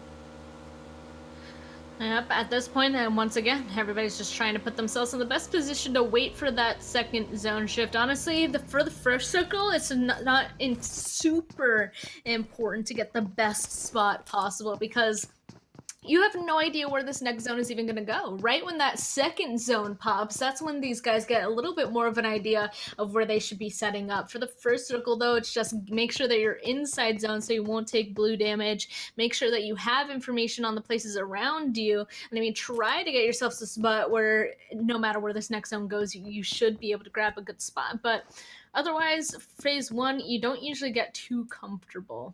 So that's what everybody's aiming for. They want to go on ahead and loot on up and wherever they finally landed. And even if they're still looting outside of zone, they know that they just have to get inside zone right before this next zone ends up popping anyway. this is actually quite an interesting rotation coming in here from the sites. I mean, they dropped all the way over in towards North George. And now they've gone exploring a little bit, pushing up in towards Zaki. Again, that is quite the smart rotation actually, because now they are able to go about their business, loot up, get themselves ready for these coming phases, and not having to worry about anyone really contesting them for that particular spot. So they've respectfully disengaged, left the players there from SUDOR back up in towards North George. They've moved up into Zaki. And now all they need to focus on is just to potentially rotate up, not necessarily ahead of the blue zone, but just in time for that second zone shift. Because as we know, first phase, it doesn't do too much damage. The teams can actually afford to stay out until about that third phase, after which they really need to focus on staying ahead of the blue. But of course, the players here from the Cryptics, they've dropped up in towards Rozhok, just exploring the edge of the region here, just trying to see if they can grab some nice loot. And I'm liking the way that they're moving up. You know, they're still pretty grouped together, moving up as a unit, each player, of course, in their own respective vehicle, and now taking this position close to the Rozhok hill here. It's a good vantage point to be in. Yeah, from there, they're going to be able to scout a lot, both to the north and their south. We saw them checking out the rest of Rozhok, making sure that nobody was in those buildings about to absolutely smack him. Luckily, there's not, but getting up on top of that hill, they'll start to really be able to look down towards the southern side, see if anybody else is near them, and take that knowledge for their next rotation paths. So great place to be. So zone 1, yeah, if you're able to get yourself a spot where it's up high, where you can see a lot of the zone, really figure out where people are and where to move next, like that's the best place to be in phase 1. Not necessarily center, but just a good place to know, get your options in front of you for the second phase to pop. And it looks like Triple Vibes also doing the same thing, kind of up on top of a hill, standing up on top of a building as well, peeking around, making sure that nobody's on the hill above them. They can use that information later, and it looks like Cryptics kind of found themselves an enemy right beside them. There's somebody in Watertown. It's going to be iKURD Triple. So everybody right next to each other, not quite surprising to see. At some point, people are going to start getting really close, but not fight just yet. Yeah, and of course the players here from Cryptics, they just scouting things out, not jumping at the opportunity just yet. They know it's still early phases. They don't have to react right just then. But of course, we can see that eastern side getting a slight bit more congested as the teams are starting to make their way up in towards the zone. Center zone looking fairly quiet for the time being. We do see the players there from Galaxy Racer as well as Triple Vibes. And then, of course, the side of KURD 12 just holding in a very centralized region. But now the zone is getting ready to shift up once again, and we are waiting in anticipation to see what's happening. Meanwhile, the players there from Fate and YaLLa actually getting into a bit of a tussle all the way over on towards that far western side. It's not looking good. Yeah, look at that. A lot of red pings going by. No way. YaLLa killing out Venom with the pan, instantly jumping in the vehicle and continuing to drive away. And I guess that's the end of that. They're able to catch somebody off guard. But now Twisted Minds pulling it up to NASR, trying to get that res. But they're going to pull up right underneath their hill. And uh-oh, it looks like the res won't come through, but they will be able to get a knock onto one of them at least. NASR Esports, they need to get these kills. Oh. Oh, wow. Yeah, they want it, they need it, but they can't have it. The players from Twisted Minds deciding their fate, saying, oh no, thanks for the delivery there. Coming in with 4 kills on board now for the side there of Twisted Minds. And as we move up a little bit further towards the north, we do see the players here, of course, now from the KURD squad also making their way around, looking to see if they can find some safe passage back up in towards the zone. But that was quite the mistake coming in from NASR. I mean, ideally I would have liked to see them potentially maybe pulling in above the players there from Twisted Minds, but unfortunately, you know, they came in below them. And well, Twisted Minds, they just grabbed that opportunity with everything they had. They're able to use their ridges to their advantage, yeah. So unfortunately, that means that one team goes out. It looks like they're going to be able to get all of them a res. So they'll be able to continue. They have the 4 points. Yeah, they do have the 4 little lines. So they're all still alive. And now they only have to worry about 14 other teams. So nice little entry going into this game. I mean, They still do have a little bit further to go, though. They were just on the edge, but they should be able to make it inside. 15 teams phase 2. All of this is still on land. It's not really in the water, so everybody should be able to fit. It's just a matter of where. And SCYTES here, they're also making a big trek on in. They're finally making it past Ruins. It looks like they're going to stop at these Twins, and this is another team that we've been keeping an eye on that needs to make it into this super weekend because they didn't make it the first time. So if they don't make it a second time, then they're basically almost all hope is lost to be able to make it into finals. Gotta be careful though, because it looks like KURD Esports also has somebody nearby to kind of be pestering them, and same with Revolution actually coming in from the west. Yeah, the heat is on, the pressure is on, and it's all about finding that sweet spot, that Goldilocks zone to move into. Now the players here from KURD scanning the vicinity. Aimbot keeping a very watchful eye there, trying to see if he can spot any movements up ahead. Meanwhile, the players here from Revolution, they are going to be looking to advance their own position, but of course, it is going to be quite tricky as they do have the players there from Triple Vibes as well as KURD just holding alongside them. Smoker and ABIAH going to try and put down a little bit of suppressive fire while the rest of the team look to secure themselves within that compound. The zone, of course, closing in. Raad coming in with quite the late rotation. But we do see YaLLa also not 100% committing to zone just yet. I mean, Bandar, yes, he is in zone, but he's the only one. Ida and the rest of the squad there still rolling on through. Meanwhile, the center portion of zone is getting pretty jam-packed, and we could potentially have a bit of a chopsticks finish coming in here. Yeah, especially with this next zone shift. Yeah, so the entire center is filled. The zone is, of course, going to go there as well. So anybody who decided to wait a little bit longer are going to be in a little bit of a hard situation. One of them being YaLLa, especially as it looks like KURD squad kind of bullying them from afar, getting some knocks.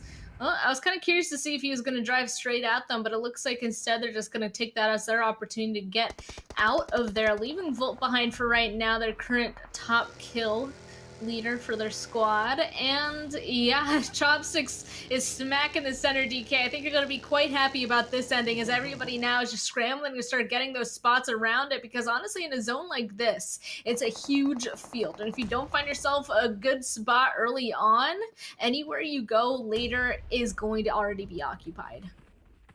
Yeah, I like the chaos that comes alongside these lovely chopstick zones. And man, looking at the players there from RTG, they're rolling up alongside that eastern front, looking to push up a little bit further towards the north. But right up ahead of them, we do see the players there from iKURD, Triple, and now the players here from Triple Vibes looking to push in. Right up ahead of them, they do have the team positioned there from, that is of course the KURD 12 players. And now, I mean, Revolution holding on to that western front. And I mean, this could actually be quite the favorable position for the players actually from KURD 12 to be playing in, as they do have the trenches. They do have a little bit of that tunnel in their possession. And now, if they utilize this carefully, it could be quite favorable for them. Oh yeah, no, them having the base of Chopsticks is actually huge. You can see them peeking down the sides of Chopsticks every once in a while. If they see anybody send it into the trench, they might be able to fully take advantage of it. So I think that that is a great spot so far, and if they control it all, they'll be able to choose later if they need to go inside the west or the eastern Chopstick based off of where the next zone moves.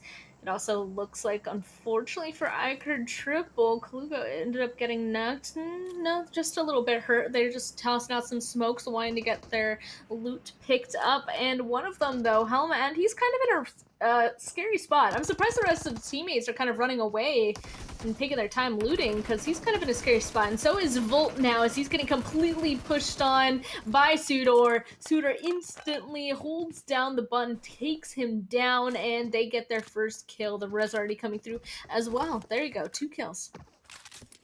Oh man, that was so unfortunate. But now as we move on towards that eastern side, we can see the players here from Galaxy Racer as well as Twisted Mind in pretty close proximity. Again, not too close for comfort just yet, but we can see, of course, the players there from Triple Vibes looking to advance as the zone shifts up, staying on that Chopsticks region. And now the east is going to be where it's at. The teams definitely need to try and find those rotational paths all the way back on in. And Ida one of those teams having to cross quite a bit of ground to find a secure position. And I'm curious to see where exactly the teams are going to try and push into, because I mean, this is going to be such a tough zone. Yes, we still see Chopsticks partially in play, but now Gatka still in the mix as well, and YaLLa could actually be looking to bounce back a bit in this game. I was gonna say, YaLLa, they were so far outside zone, but this next zone shift really helped them out. They got Gatka, which is a great place to be. Galaxy Racer, though, now taking a fight for their own position, taking the fight against Revolution. Two big squads, and just like that, with a blink of an eye, it looks like Galaxy Racer is actually just going to be eliminated. So Revolution continuing their huge games of today, now with 4 kills. It looks like another team is going to take the fight. They tried a third party. This guy here a little bit too late, and here comes Triple Vibes. There we go. It looks like Easy's gonna get another down. A little bit of a trade coming through, but all of Revolution still okay. There we go. Another one down for Vibes, and Revolution is trying to breathe a little bit now. They're just like, what just happened? Where's the rest of the enemies? And Triple Vibes now just down to one person. Gets taken out, shot in the back, and they are out of the game. I mean, that was a really good situational play coming in there from Revolution. They just hold their own. They still have the full squad up and at it. And now it is do or die time for the players here of SUDOR and YaLLa as they're fighting it out over in towards Gatka. It is game on. Bandar gets taken down as Saif sends the spray right on through, but he too gets downed, and now it's up to Clever to try and bring it home for the team. I mean, this is that pressure cooker situation. Clever now looking to swoop on in. Powerful just up ahead. Will he find that opportunity? The res has gone through almost. Oh, Clever. Now just tempting fate. He is caught in a 1v2. Picks up the kill though. Now it is Yusuf right up ahead. Will we see Clever actually clutching it out? He is right there aside Yusuf. Will he be able to get it? Come on. Back and forth, ducking, weaving. Who's going to land the finishing blow? Yusuf picks it up. It is a comeback for YaLLa. Wow, YaLLa should be able to get all those reses too, and then they have all of Gatka still to themselves. That is a huge win for them. The team right beside them in the field didn't even try to go on ahead and make a move in their direction. Meanwhile, looks like iKURD Triple took a fight with ABIAH. Unfortunately, they're going to go on ahead and find themselves eliminated, so they're still holding on to this far edge on this eastern side with 6 kills. That's huge for iKURD Triple right now. Road to Glory also still on this far edge right now in that shack that's very breakable, but honestly, where else can they go? I mean, they could send it into one of these little trenches here, but we already covered that. I mean, KURD 12, they're in the base of these chopsticks. They can see everything from here. And since it's so shoved over towards the eastern side, it might not be worth it. What if this next zone hard shifts over to the west? This is a difficult situation for some of these teams. I'm hoping for that shift to the east. Not gonna lie, Of course. that chopsticks finish. Chopsticks? Like, we just gotta have at least one. I mean, SCYTES, YaLLa, and of course the players there from iKURD Triple still holding on to the north. Chopsticks barely in play. We got one of the chopsticks, the left one, still in the mix, missing out on all the rest of dumplings and such. But well, here we are. This is now playtime, and it actually looks quite favorable for the side there of YaLLa and potentially even SCYTES. Yeah, I don't disagree. SCYTES getting some knocks. They're in the middle of the field. Yeah, there we go. Another one's actually just going to be flushed out. It's a hard position to be in. They do have a little bit of a tractor, but since they're more towards the center, the majority of eyes are going to be on them. I think that's why there's a ton of pressure on them right now. iKURD Triple Esports, they know that there's people somewhere inside that smoke, and they obviously want those kills, so that's why they're just entirely spraying through that smoke, trying to get these kills. And, well, easy. Making it look easy. 3 smokes is going to be able to catch another one. That means Ghost is the last one up, and he's trying to crawl somewhere safer. Maybe he'll be able to get that Resonophobia. It could still possibly happen, of course, depending on when that smoke is going to start dissipating. And as we've seen, the eyes in the region, they are just so spot on. Meanwhile, the players here from well, KURD 12 are going to be looking to advance their own position, just moving alongside the trenches, just trying to get up close. But here we go, KURD squad, unknown, trying to send out the grenades, cooking up those smokes, sending them out. Of course, now everyone is going to try and fight it out, trying to get a good position. Twisted Minds already positioned smack dab center zone alongside the players there from SCYTES. Of course, now Easy getting moved up onto 600 damage. Ra'ad and YaLLa still holding up on towards that northwestern side. But the players here from KURD 12 just patiently waiting And now Ra'ad and YaLLa about to go toe-to-toe. It is Bandar and Powerful for the side of YaLLa, just waiting for that opportunity to present itself. And YaLLa, I mean, they've been showing some great potential once again in this match, but will they be able to bring it home and finish strong in this match? We'll have to wait and see. Unfortunately, it looks like another of them went down, so it's just 2 left. A 2v4, definitely not ideal, especially since they're pretty split. But, I mean, I'm not surprised that another crash went on to them. This Gaka spot is still absolutely huge. And Rod, their previous spot wasn't as good, so of course they're going to take it. It looks like Leif, the last one up for Fate, is also kind of just chilling out on this far northern side. Maybe he'll stand up, get involved if he wants to, but he's definitely just trying to stay alive at this point for that placement points for Fate. Twisted Mind also in kind of a rough spot, getting kind of naded by sites right beside them. A ton of fighting in the center and the edges of this one, which is quite interesting, I have to say. Oh, Powerful, wait a second. They just got shot from somewhere else. Yeah. Oh, that was the side of Cryptics. They actually came in with a third body all the way from the south. So big ups to the Cryptics there for finding some sneaky, cheeky shots. But now they find themselves out in the open. Ra'ad going to be looking to return the favor to them, as both teams now actually need to try and reposition themselves back up into safety. The zone shifting up into a very centralized position, and now this is where the players here from KURD 12 and iKURD Triple are duking it out in the trenches. The shots, the grenades, the utilities getting sent all over the place, and it is up to Riva now to bring it in. The lone survivor. The grenades getting sent straight on through. A few knocks finding its way in. iKURD Triple holding on for dear life. Will Riva be able to find that blow up into Kalaga? The spray, meanwhile, continuing to come in from Road to Glory. The shots, man, it is absolutely relentless. And with that, KURD 12 get eliminated. Now only 9 teams remain to fight it out. Ra'ad, of course, going to be pushing straight on into the northern section of the zone. And it looks like he's going to find himself face-to-face with Twisted Minds. Only one ended up moving with the vehicle. The rest are still inside of Gaka. One of them actually just got knocked, so maybe they'll be able to help from afar. But right now, it looks like Twisted Mind definitely doesn't want Munir to survive. And it's actually going to be, once again, El Chapo and Senke taking him down. So again, Cryptics getting involved in a little bit of a third party. RTG now still struggling to get inside. Revolution still having a good spot. This zone definitely in the middle of a field, except for the very edge of this building Revolution has, so they're obviously going to take that height advantage to the full extent. Got to be a little bit careful though, because it looks like J9 is solo for KURD squads right beside him. Well, there we go. Fate now getting eliminated as well. Revolution going to be looking to hold strong, as you pointed out. Road to Glory also bite the dust. And now 5 teams remain to duke it out. Of course, KURD squad J9 just patiently waiting sights, also getting picked up. Down they go. Who will be the team to come out victorious? Ooh. J9 striking into the side there of Revolution. Picks up 3 knocks. Now he is up against ABIAH. No! ABIAH puts the hits in. J9 gets eliminated. But what a phenomenal play that was coming in from J9.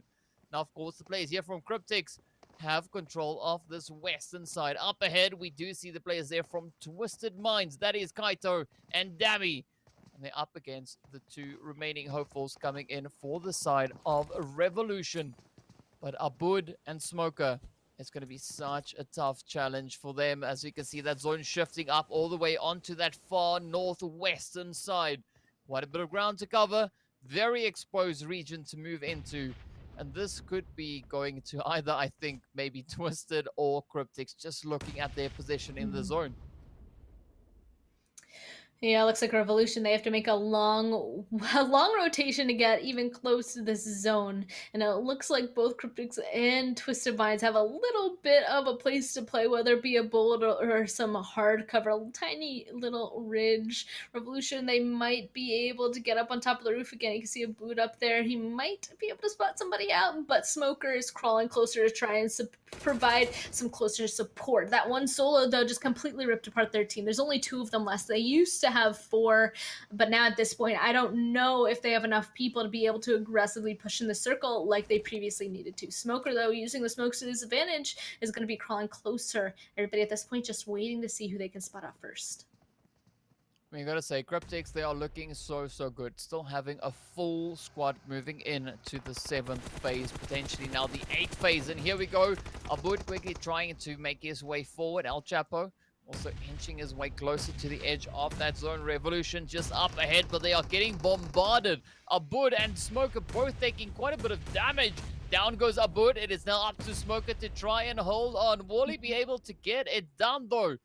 Absolute bombardment. They are just getting obliterated with the utilities here. And now, oh, down goes ABIAH. Smoker, the last remaining hopeful for the Revolution.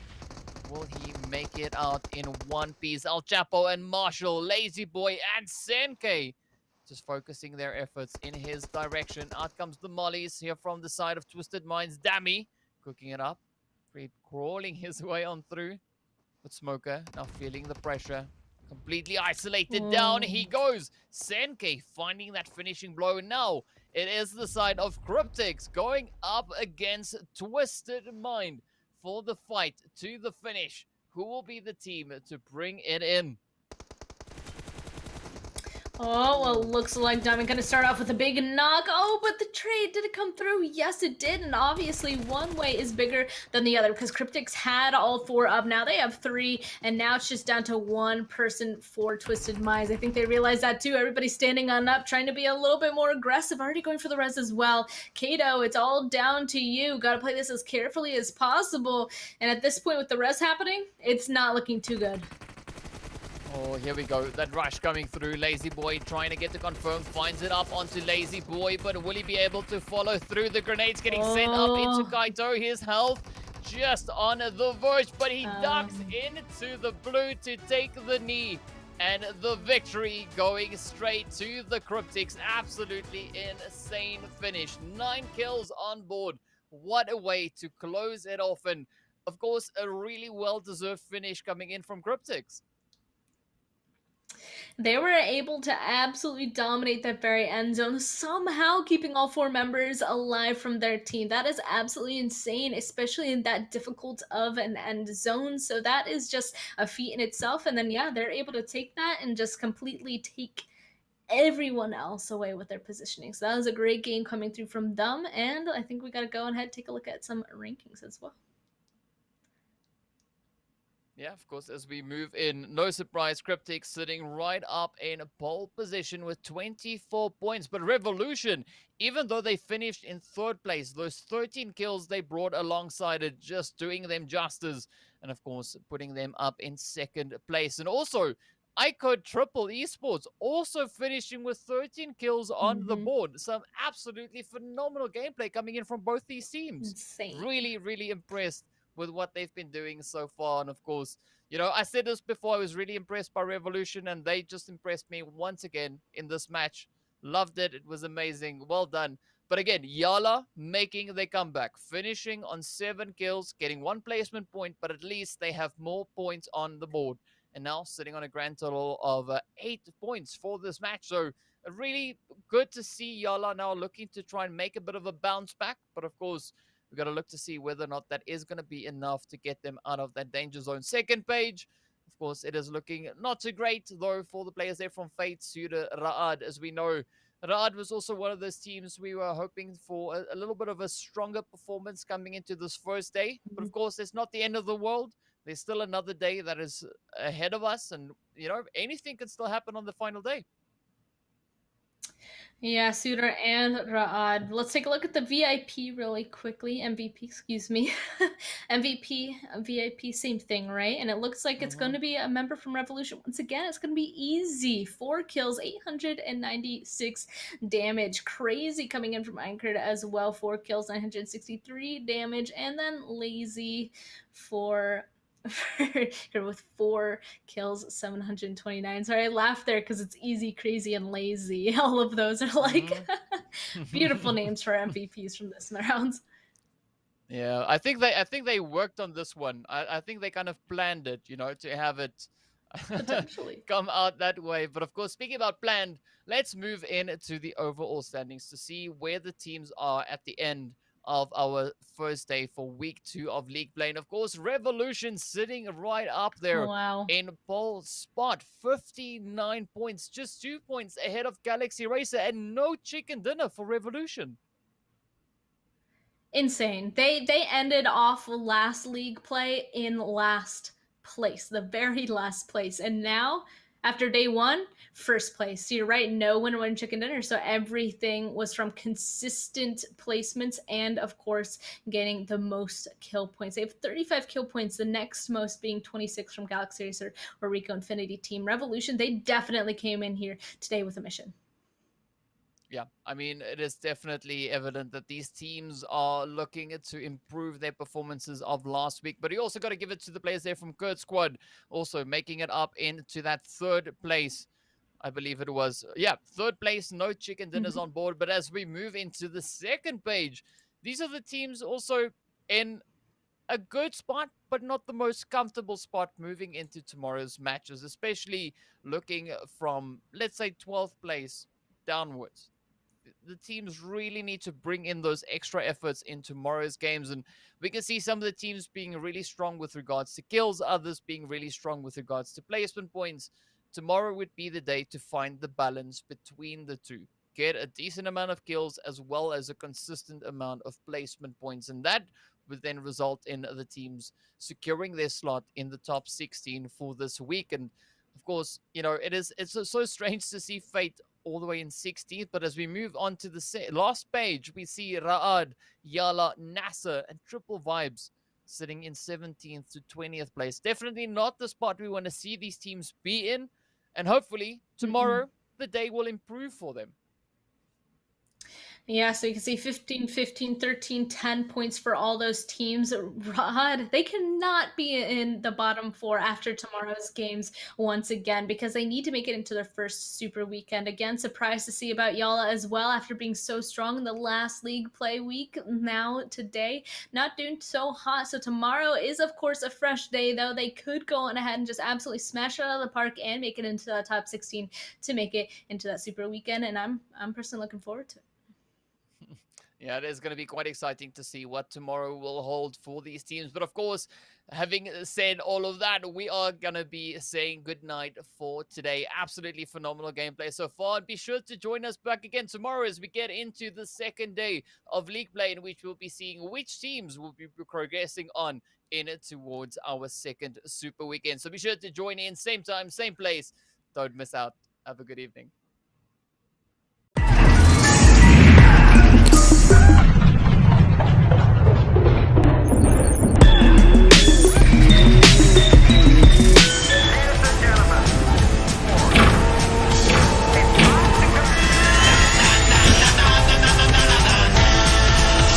Come on, Mr. DJ.